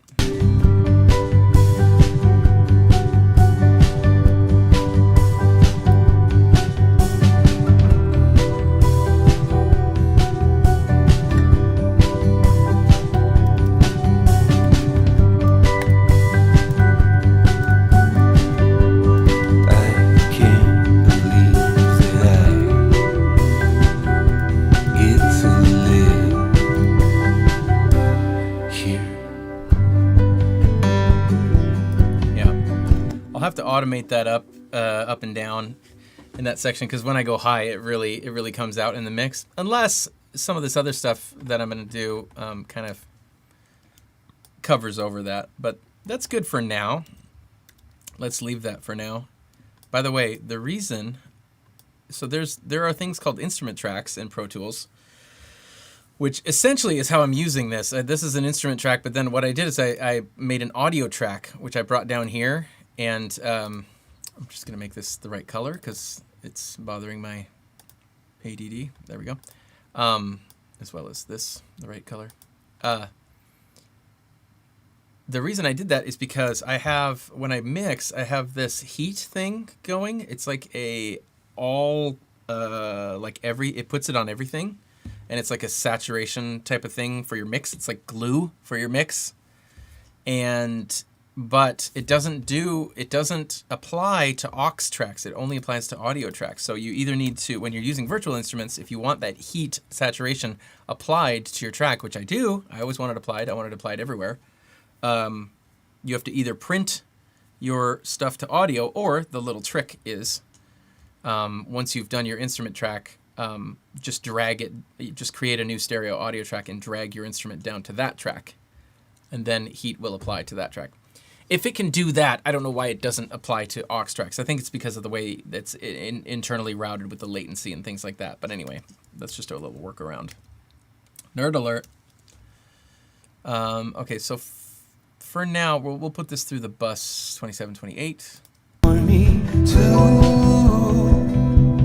just like you. Wait, why is that? Why am I'm hearing that behind.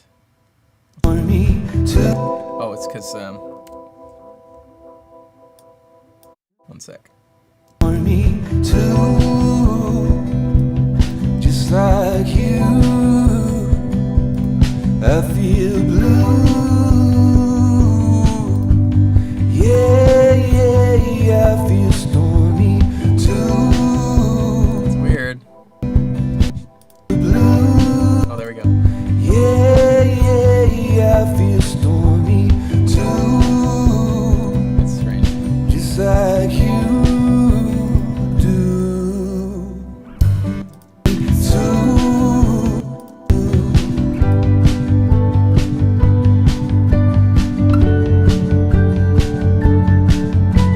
Oh, I've been watching murders lately, so beautiful.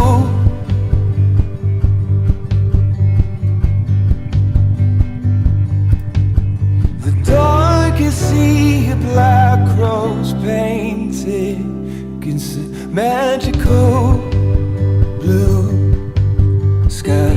I can't believe that I get to live here. Okay, now let's think about this instrumental. Here's what I want to happen here. I want 16th notes to come in, subdivision. Number of ways we could do that. You guys. We could do it with a shaker. So, can't believe that but right before I go into that, bum bum ba dum bum bum ba da, and I go into that section.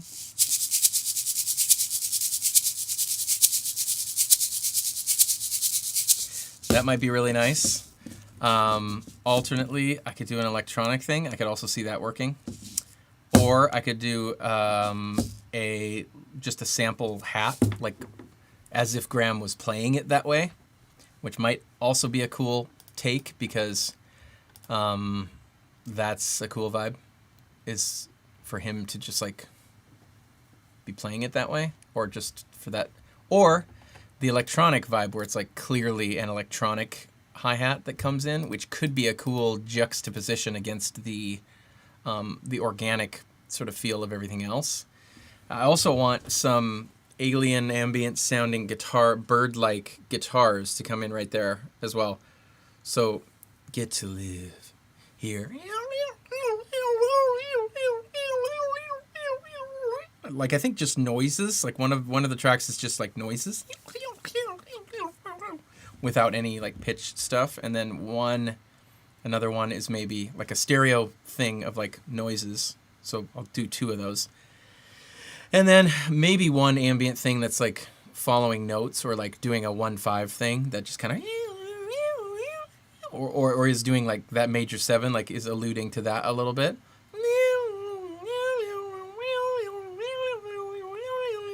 So just like some stereo fluttery bird-like guitars that come in right there. That'll be nice. And then with the drum subdivision, I do think the subdivision probably has to be like stereo as well.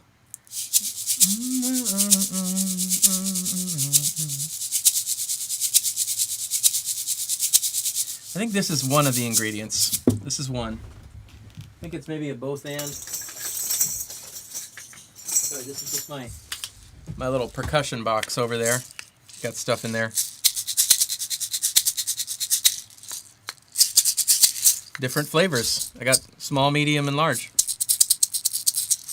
Medium. Large. But yeah, I think all of these. So do this one and then do this one on the other side.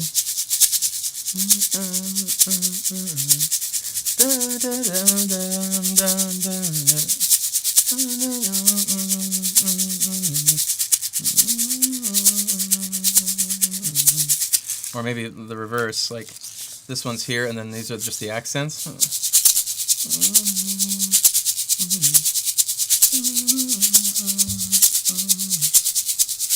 But I think, my gut says, with a few different accents on each one to give a little personality. That's maybe stage one.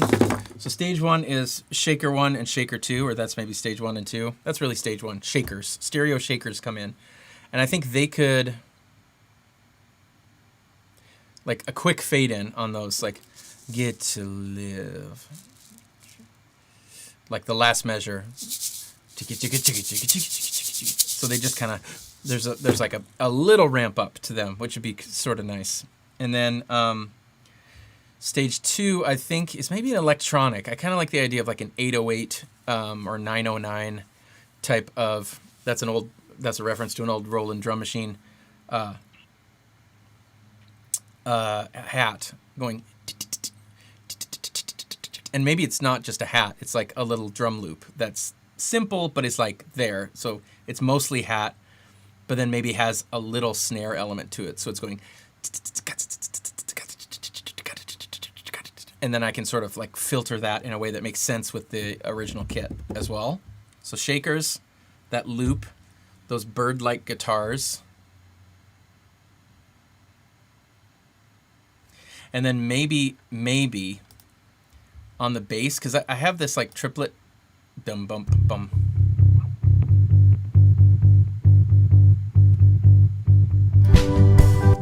I do like it having like a little bit of a synthy element to it. So when that part comes in, it's not just like a band is jamming out. It's like something otherworldly is happening, because that's like that artificiality or that synth thing. So maybe like the like a bass synth from my Prophet that's doing the same thing the bass is doing, bum bum bum bum bum bum bum bum bum bum bum woo bum, but it has like a little maybe different movement. Still really subtle. It's not like we're gonna come in with like some massive, triangle wave thing or anything. It's gonna be a mellow. I could also probably turn up the bass fuzz. I wonder if that would work.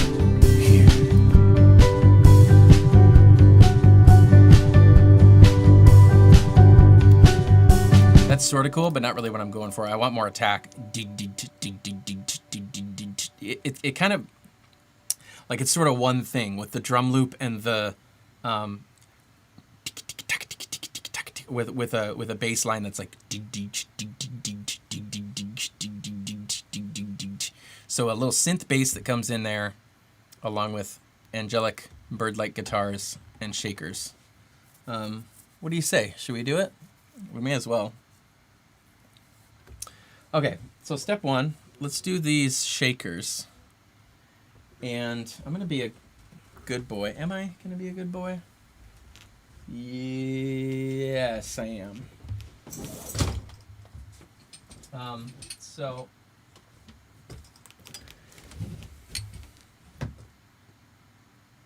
yeah, I'm going to track these shakers through my Sound Deluxe mic, which is what I like to use for shakers. For tambourines, I like to use my ribbon mic, my Royer. That sounds the best on those. For vocals, I like to use my Bach 241. That sounds good on best on my vocals anyway. Okay, let's go in my little other bag of tricks over here. And this is my Sound Deluxe U195. Here it is. It's been through a lot. I've had it for ages. It's my everything microphone. If I could only have one microphone, it would be this one. Not as expensive as my other Bach microphone. Sound Deluxe and Bach are the same company. They changed their name. David Bach is the guy who runs the company. I guess he wanted mics that had his name on them. Although Sound Deluxe is back now. I don't know if Bach is gone or he just changed the name back, but you can buy a Sound Deluxe mic now, which is confusing to me. But anyway, I'm just setting this up right here so you can see what I'm doing. I may as well track this in a spot you can see me. Usually I stand up when I'm doing shakers because it gives me a little better center of gravity. Shakers are harder than you think. If you've never done one and then you try to do one, you realize that.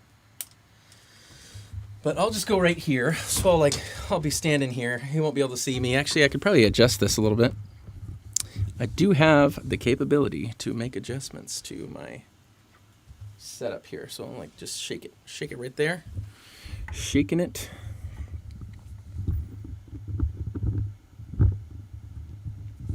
Go a little further up. This thing is bothering me.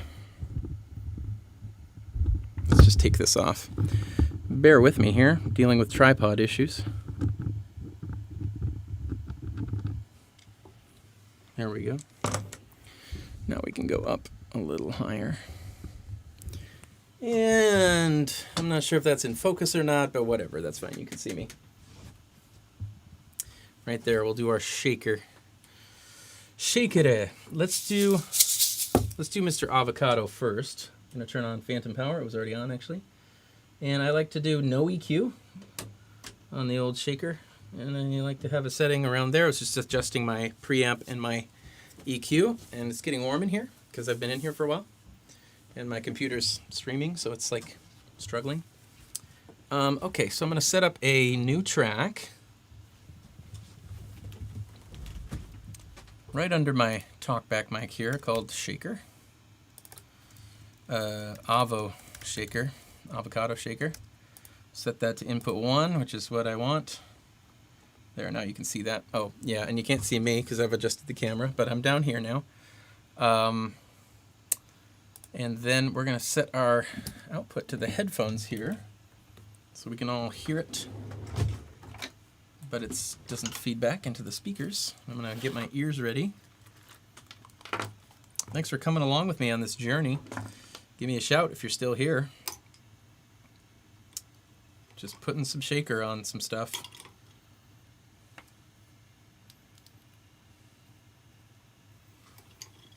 Okay. So, just putting headphones in. And I can hear myself, which is nice. That's good. And then I'm going to put this mic into your ear holes as well. So I'm going to go ahead and turn off my talkback because now you can hear me through this microphone. And very clearly probably because it's a nice studio mic. As a matter of fact, we can hear some outside or some fan noises.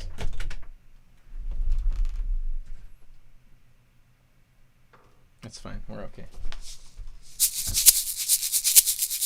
Okay, we're just too loud. That's fine. Just turn that down.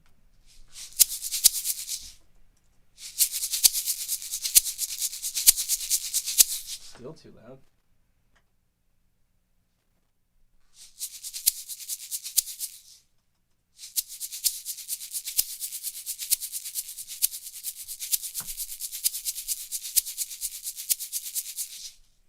Bum, bum, bum, bum, bum, bum, bum, bum.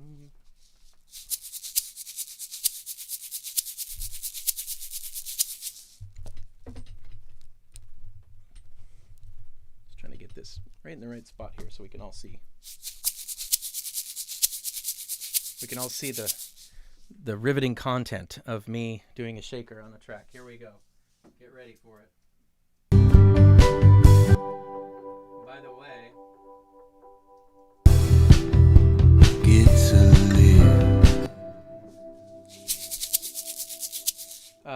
whenever I'm doing things like this, I will always start playing before I come in because it takes a second to kind of get into it. So here we go. I can't believe that I get to live here.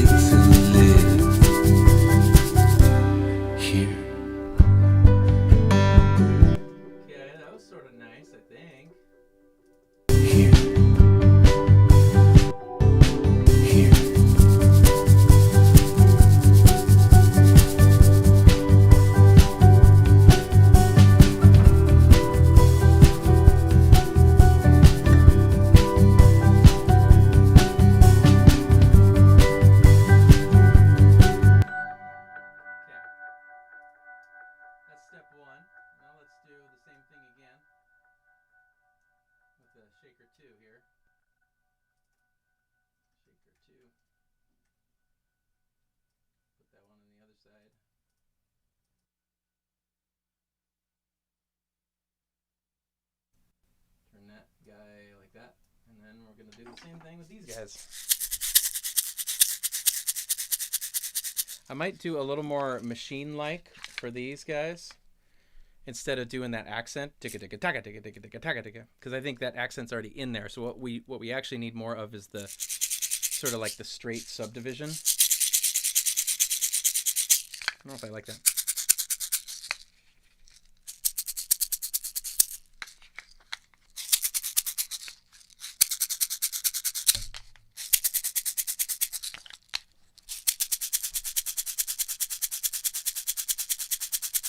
I don't know if I like this, actually. Let's just hear it in the mix and see. Just gonna rewind a little bit here. It's a live here.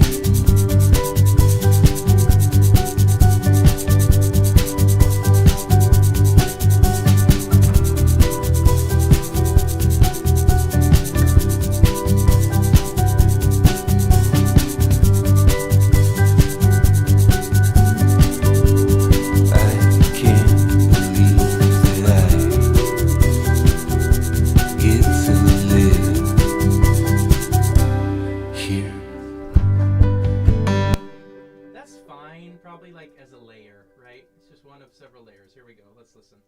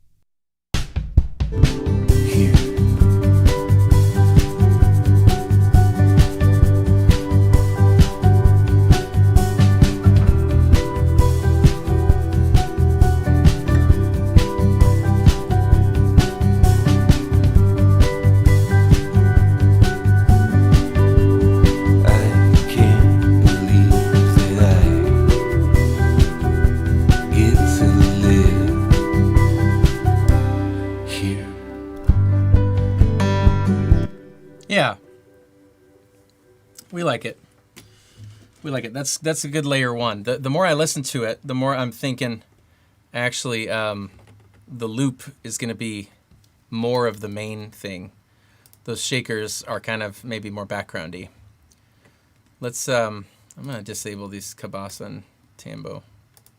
Actually, just the Cabasa. The Tambo I may still use. We'll see. But let's experiment with a loop. What do you say? What do you guys say? Let's do it. So I'm gonna do a new instrument track, and for now we'll put these percussion through the percussion busts, and then we'll take it out of your and so it just goes straight to the bus there.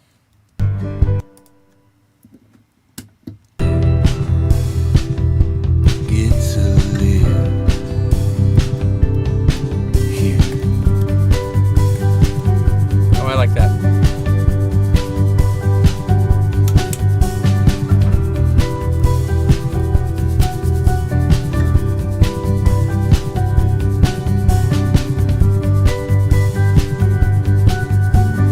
It reminds me a little bit of the War on Drugs, that first song off their latest album. That's like it has like that. I don't know. Is it a guitar or is it a synth? That's sort of arpeggiated, like that thing with like some chilled out drums in the background. I very much like that vibe. That's cool. So yeah, let's take a look at this loop. Let's do it. So I got a loop here. An instrument track. I'm gonna do a battery here, which is what I use usually for things like this. I'm gonna change my white balance a little bit, just looking a little orange. It's maybe a little better. It's getting darker, so the ambient light isn't as great coming on my face. Again, whatever. I'm phoning in the lighting for this. That's okay. Okay, first step, let's go to, well, first of all, let me give this loop to you so you can hear it.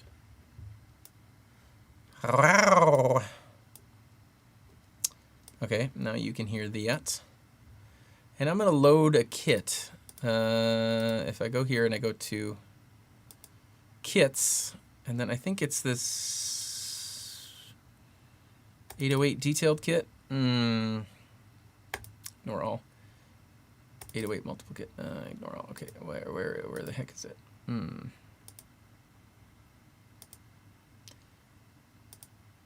Kits. 808 detailed kit. Let's check this out. That's not what I want. 808 multiple kit. There we go. That's what I want.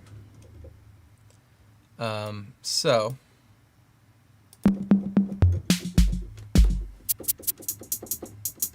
like maybe that kind of a hat could be cool.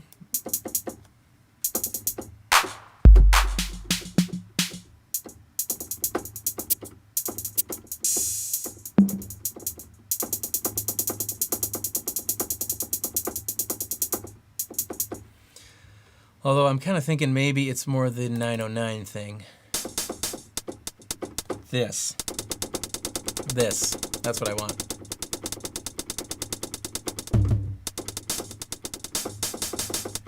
Let's put the snare that we want right there. We'll start with that one.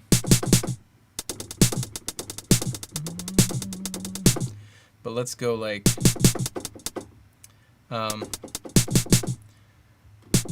I think we want the 808 snare. So now I'm going to go to samples here, drums, snare, and then go find, I think they're just called, what are they called? Snare 808. So snare 808. There's a million of these here.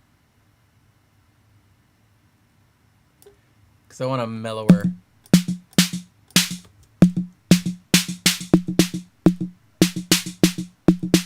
More like that kind of a thing. So I can just grab this sample and I just put it right there.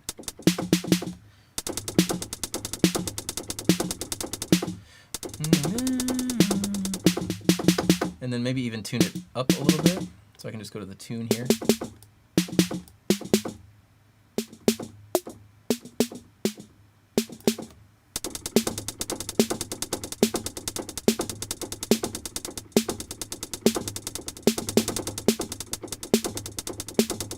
Let's try that. Okay, this is going to be sort of a nightmare to track, but I'm going to quantize it, so don't worry about that.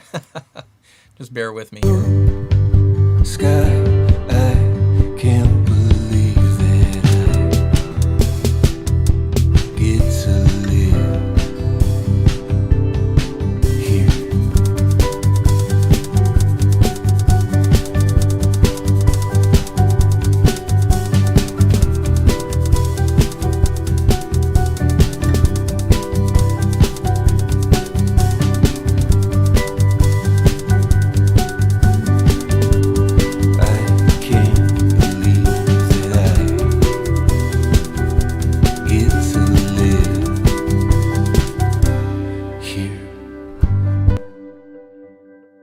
Okay, now just immediately go ahead and quantize that sucker, and this one we're going to go all the way. And that's actually technically 30-second notes according to the tempo of this song, which is 1, 2, 3, 4. So that's, yeah, 30-second notes. So I can hit that, apply 100%, and then that gives us... Okay, oh, I missed one, I missed a hit.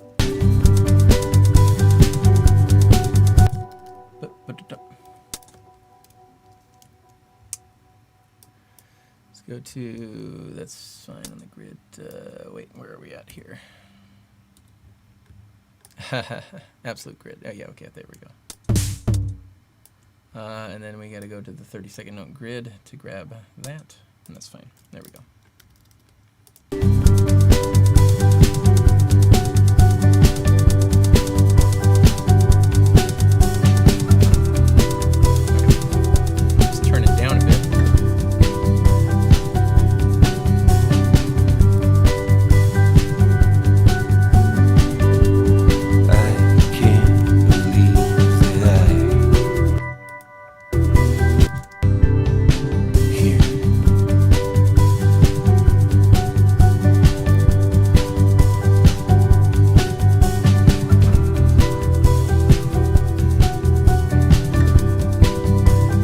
Okay, I'm rethinking. I'm gonna keep that and do another playlist here.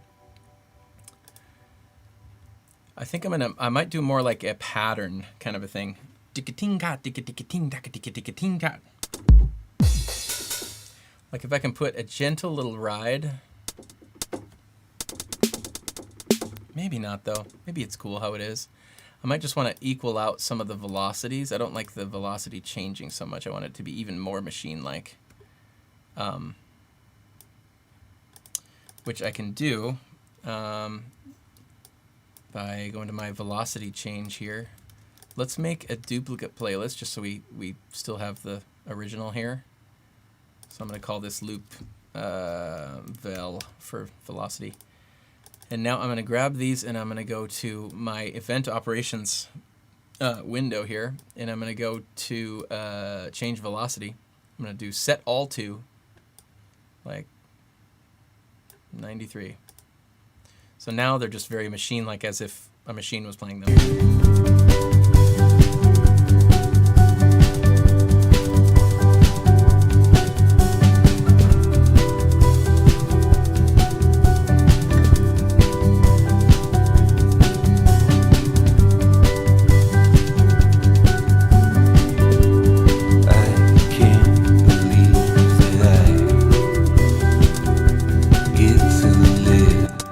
Experiment with some different sounds on that hi-hat there.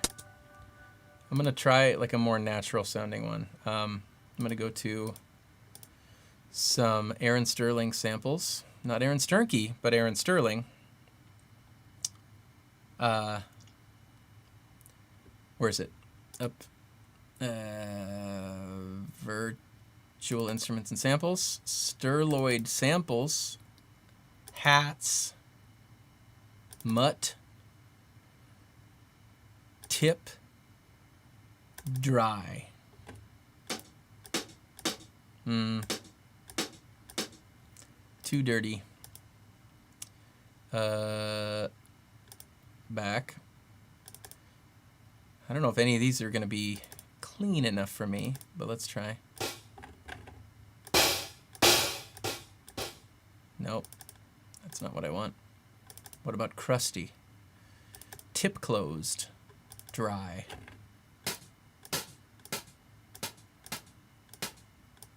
Let's just for kicks, just put that one in there. It's gonna be way quieter.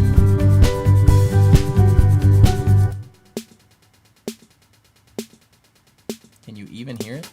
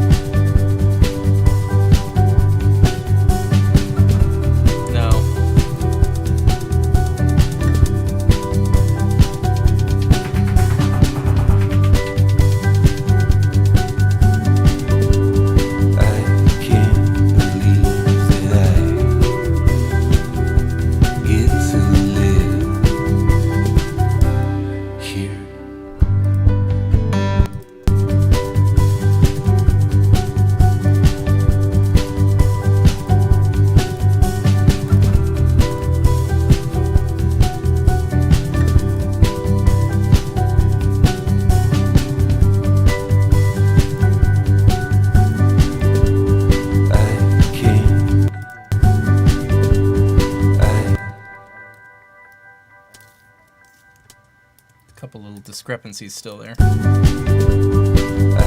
can't believe. Let me make my snare a little lower than it was.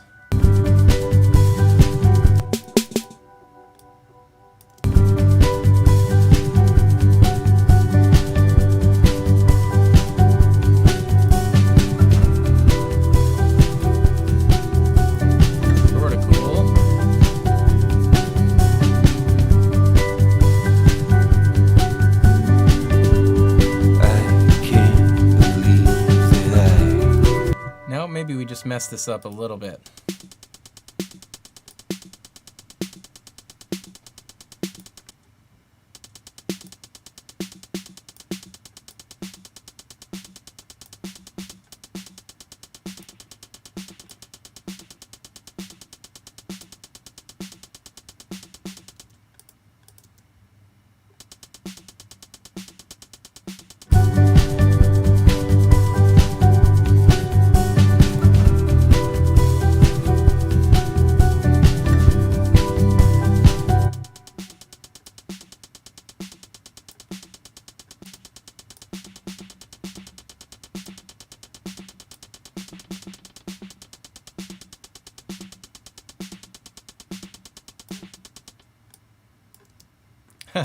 That's wrong at the end there.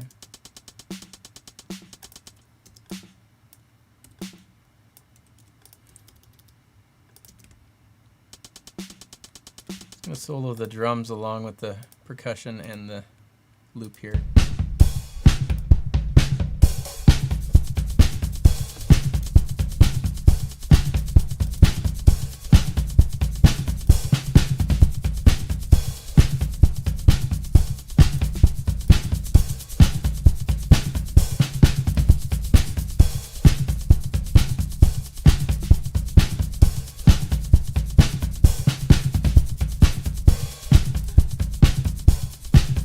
That's a cool idea, Wilson. The clock.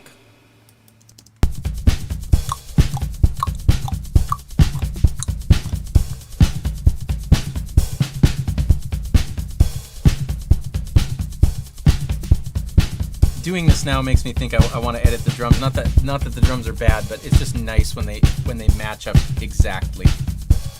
They're not bad though. I'm just gonna turn it up a little bit, so I'm turn down my talk back.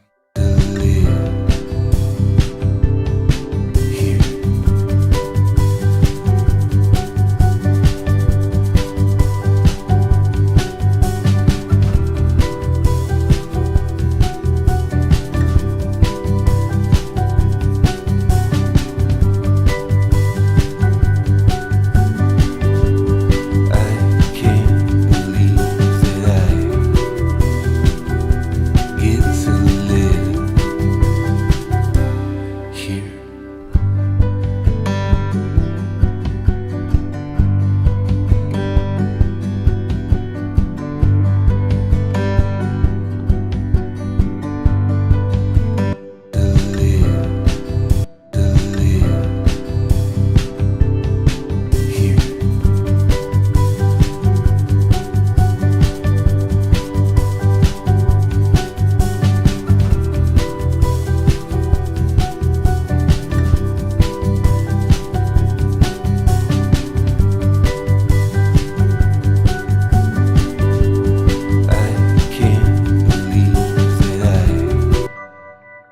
to put a little snap in there. That's a groovy little part of the song. Let's put a little snap. Should I put it on this or should I put it somewhere else? I could maybe put it here. Let's see what we got. We want a snap. I think I want to go to my cinematic pop snaps, which are really big. Snaps, clanks, and claps. Snap.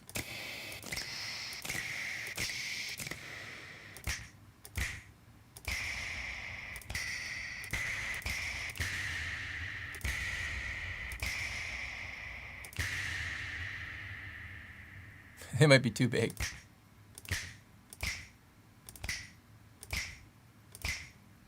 That one's kind of cool. What if I put that one there?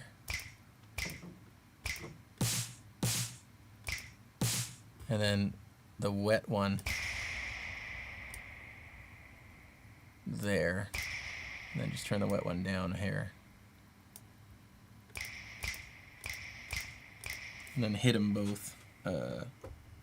Where are they? There they are. So I want to do this on every other offbeat here, so just bear with me here.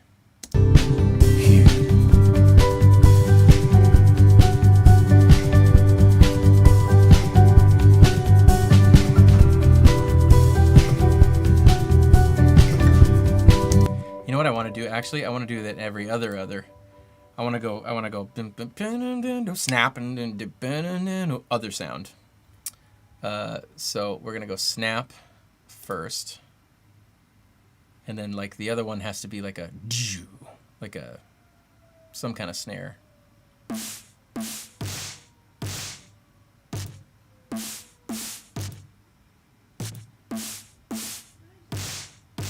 Could be that. That's a little crazy.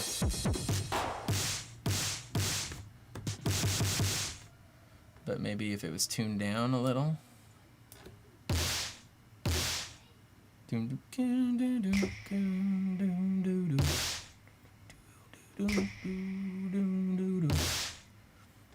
Let's try that. It's a little crazy, but let's try it.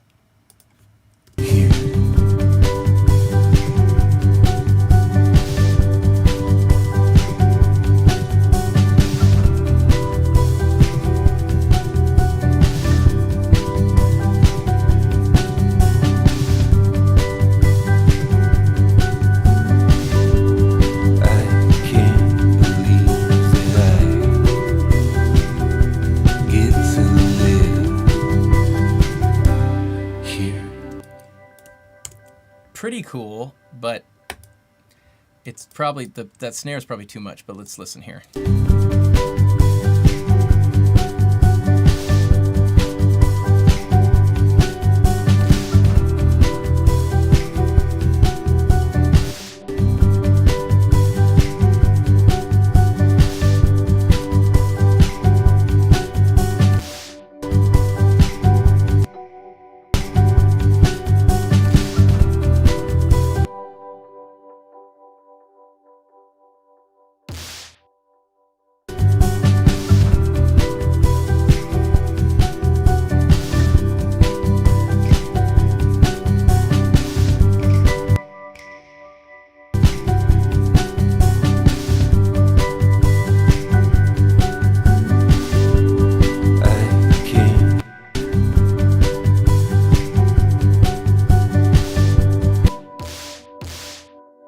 Okay, I'm going to change this sound, because, come on.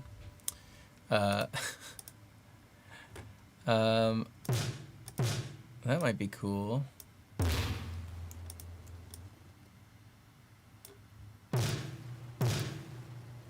Wait, why does it sound all...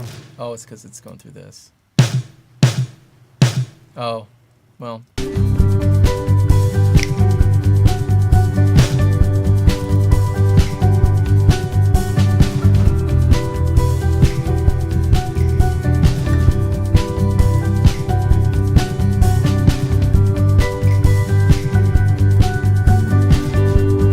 I can't believe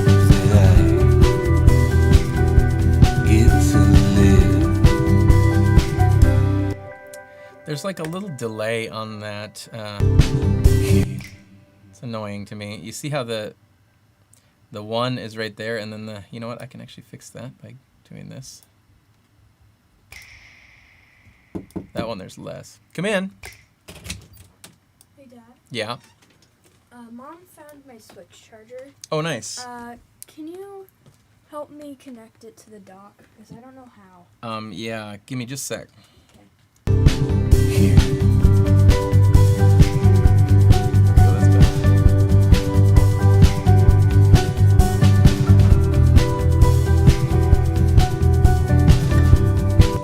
Yeah, that snare needs to just actually be like a tom, like a low tom, actually. I'm talking to my stream. Oh, you're on a stream? Yeah. Can you hear me? Yep. Why didn't you tell me?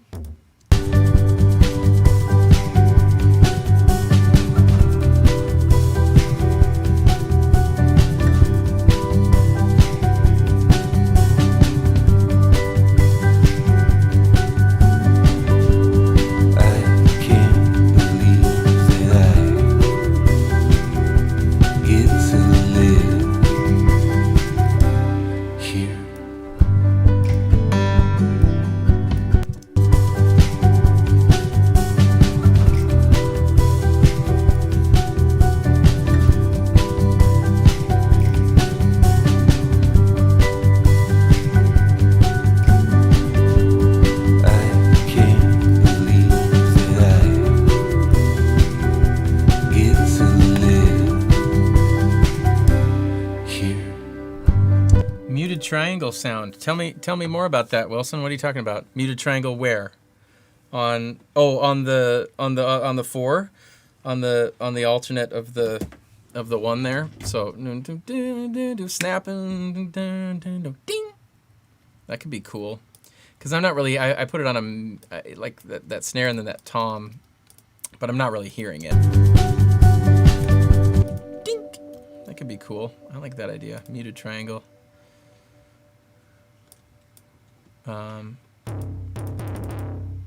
It sounds crazy because I have this Kramer tape on it, and it shows how much that thing's doing.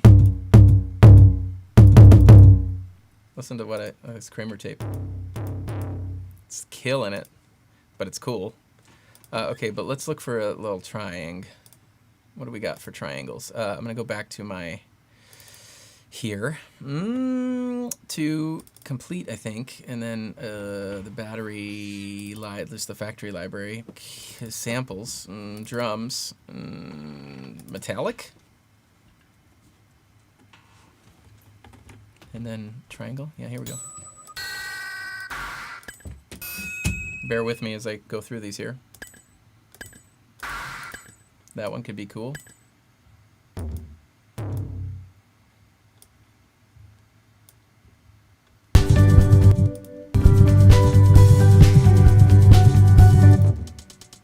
Oops, I put it in the wrong spot.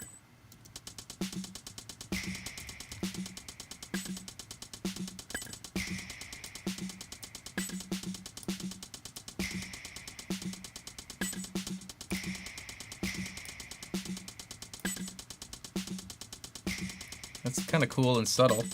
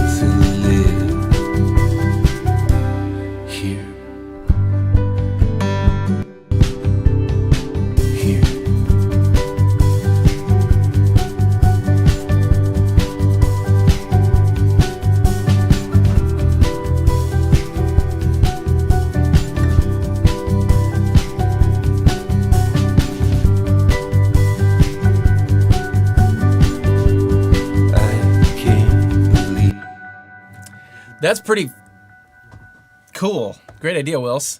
So that's cool for that part. Now I'm gonna do another loop track. Wow, another stereo instrument track.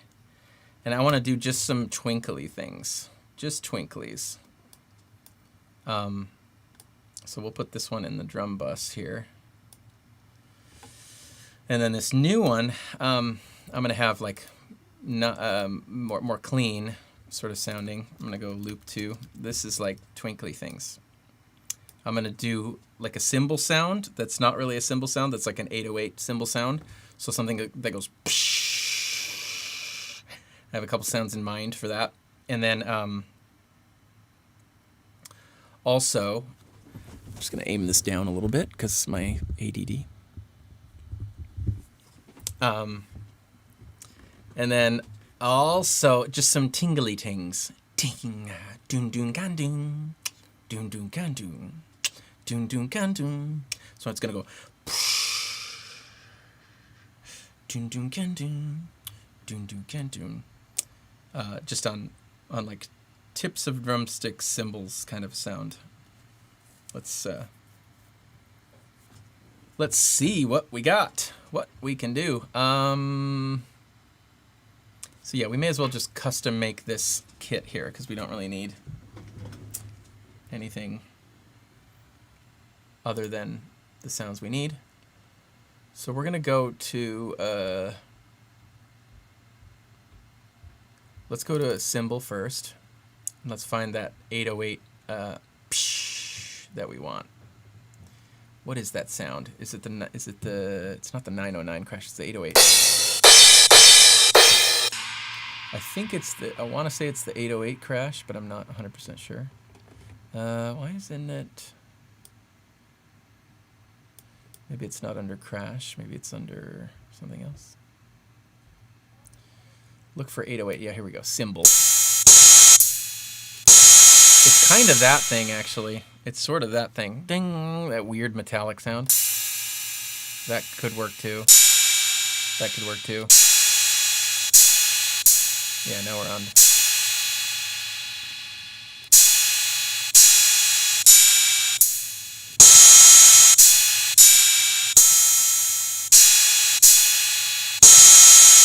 I'm going to do a combo of this cymbal 3 here, which I'm going to put in 1, 2, 3, 4, 5, 6, 7, 8, 9.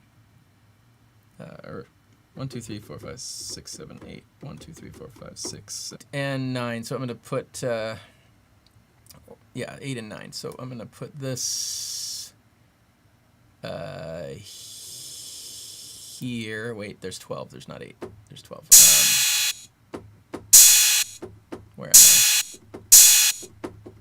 Oh, because I don't have it recorded on. I want to be on 16. Where am I? 12, 13, 14, 15, 16. Right there. There we go. And then this one here. So combo of those two. And then...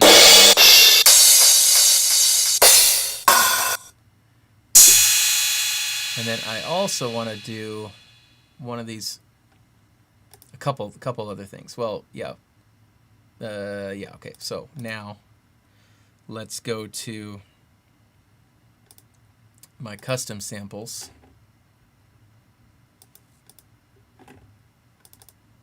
Which are here.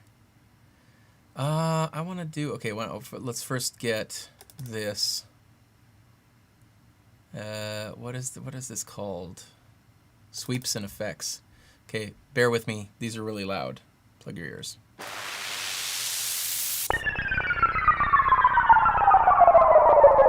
Like, I mean, that might be cool, way in the background. You know, am I wrong about that?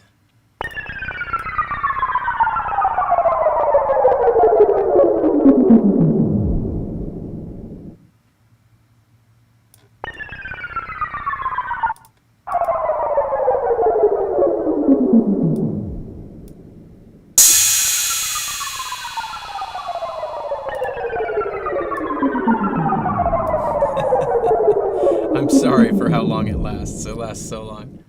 But then there's also some more stuff, which these are the loud ones. I'm sorry.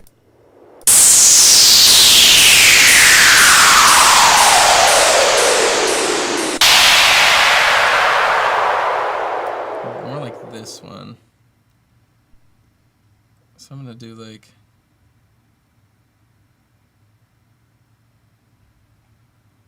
this kind of a thing, and then just turn him down.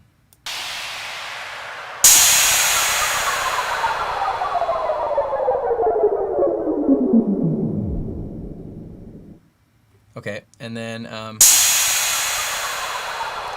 let's look for just some nice. I think I want to go to my organic samples here, and cymbals. Where's cymbals? My eyes are getting crazy. Do my eyes deceive me? Do we have cymbals?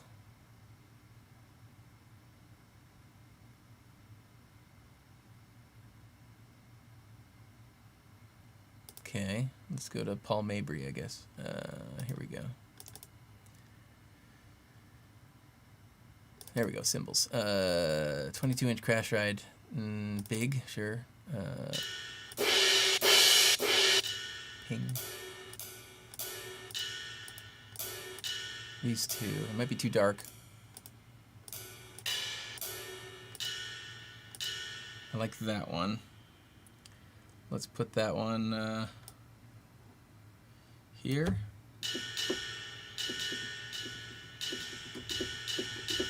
And then let's get an even cleaner one. Maybe this 19. That's sort of cool.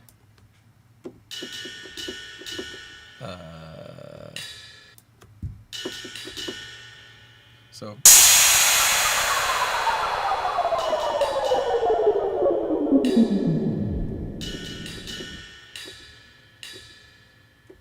And then one more higher pitched one. Let's go somewhere else for it. Let's go to maybe this guy. Nope. No cymbals. People don't like to sample cymbals. What's wrong with you? I need cymbals. 1985. What do we got here? Ride bell. Big. Maybe that guy, I guess.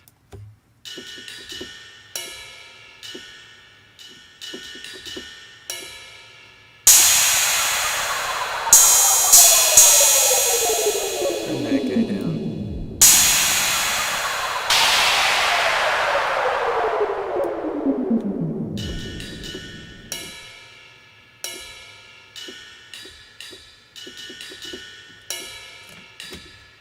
Okay, let's try this here. Here we go.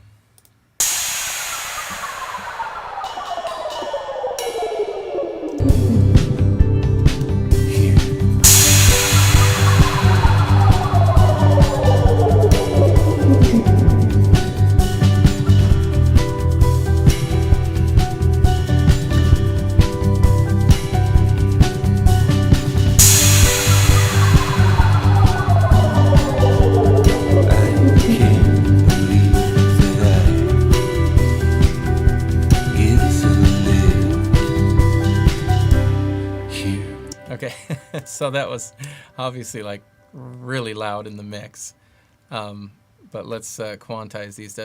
Really, I just went 16ths on this one, so that's fine. Easier to quantize, and then let's just turn this whole shebang down.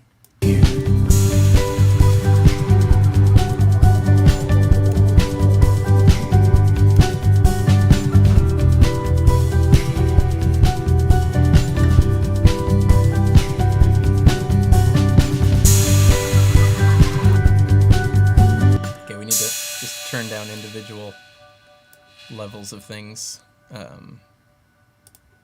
Just like go down like 12 or so from where we were.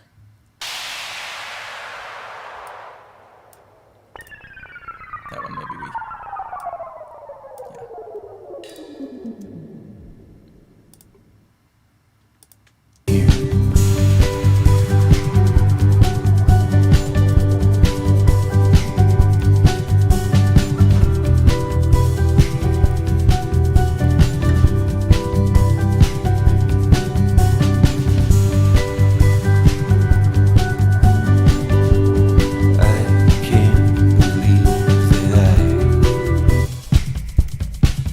Sort of cool.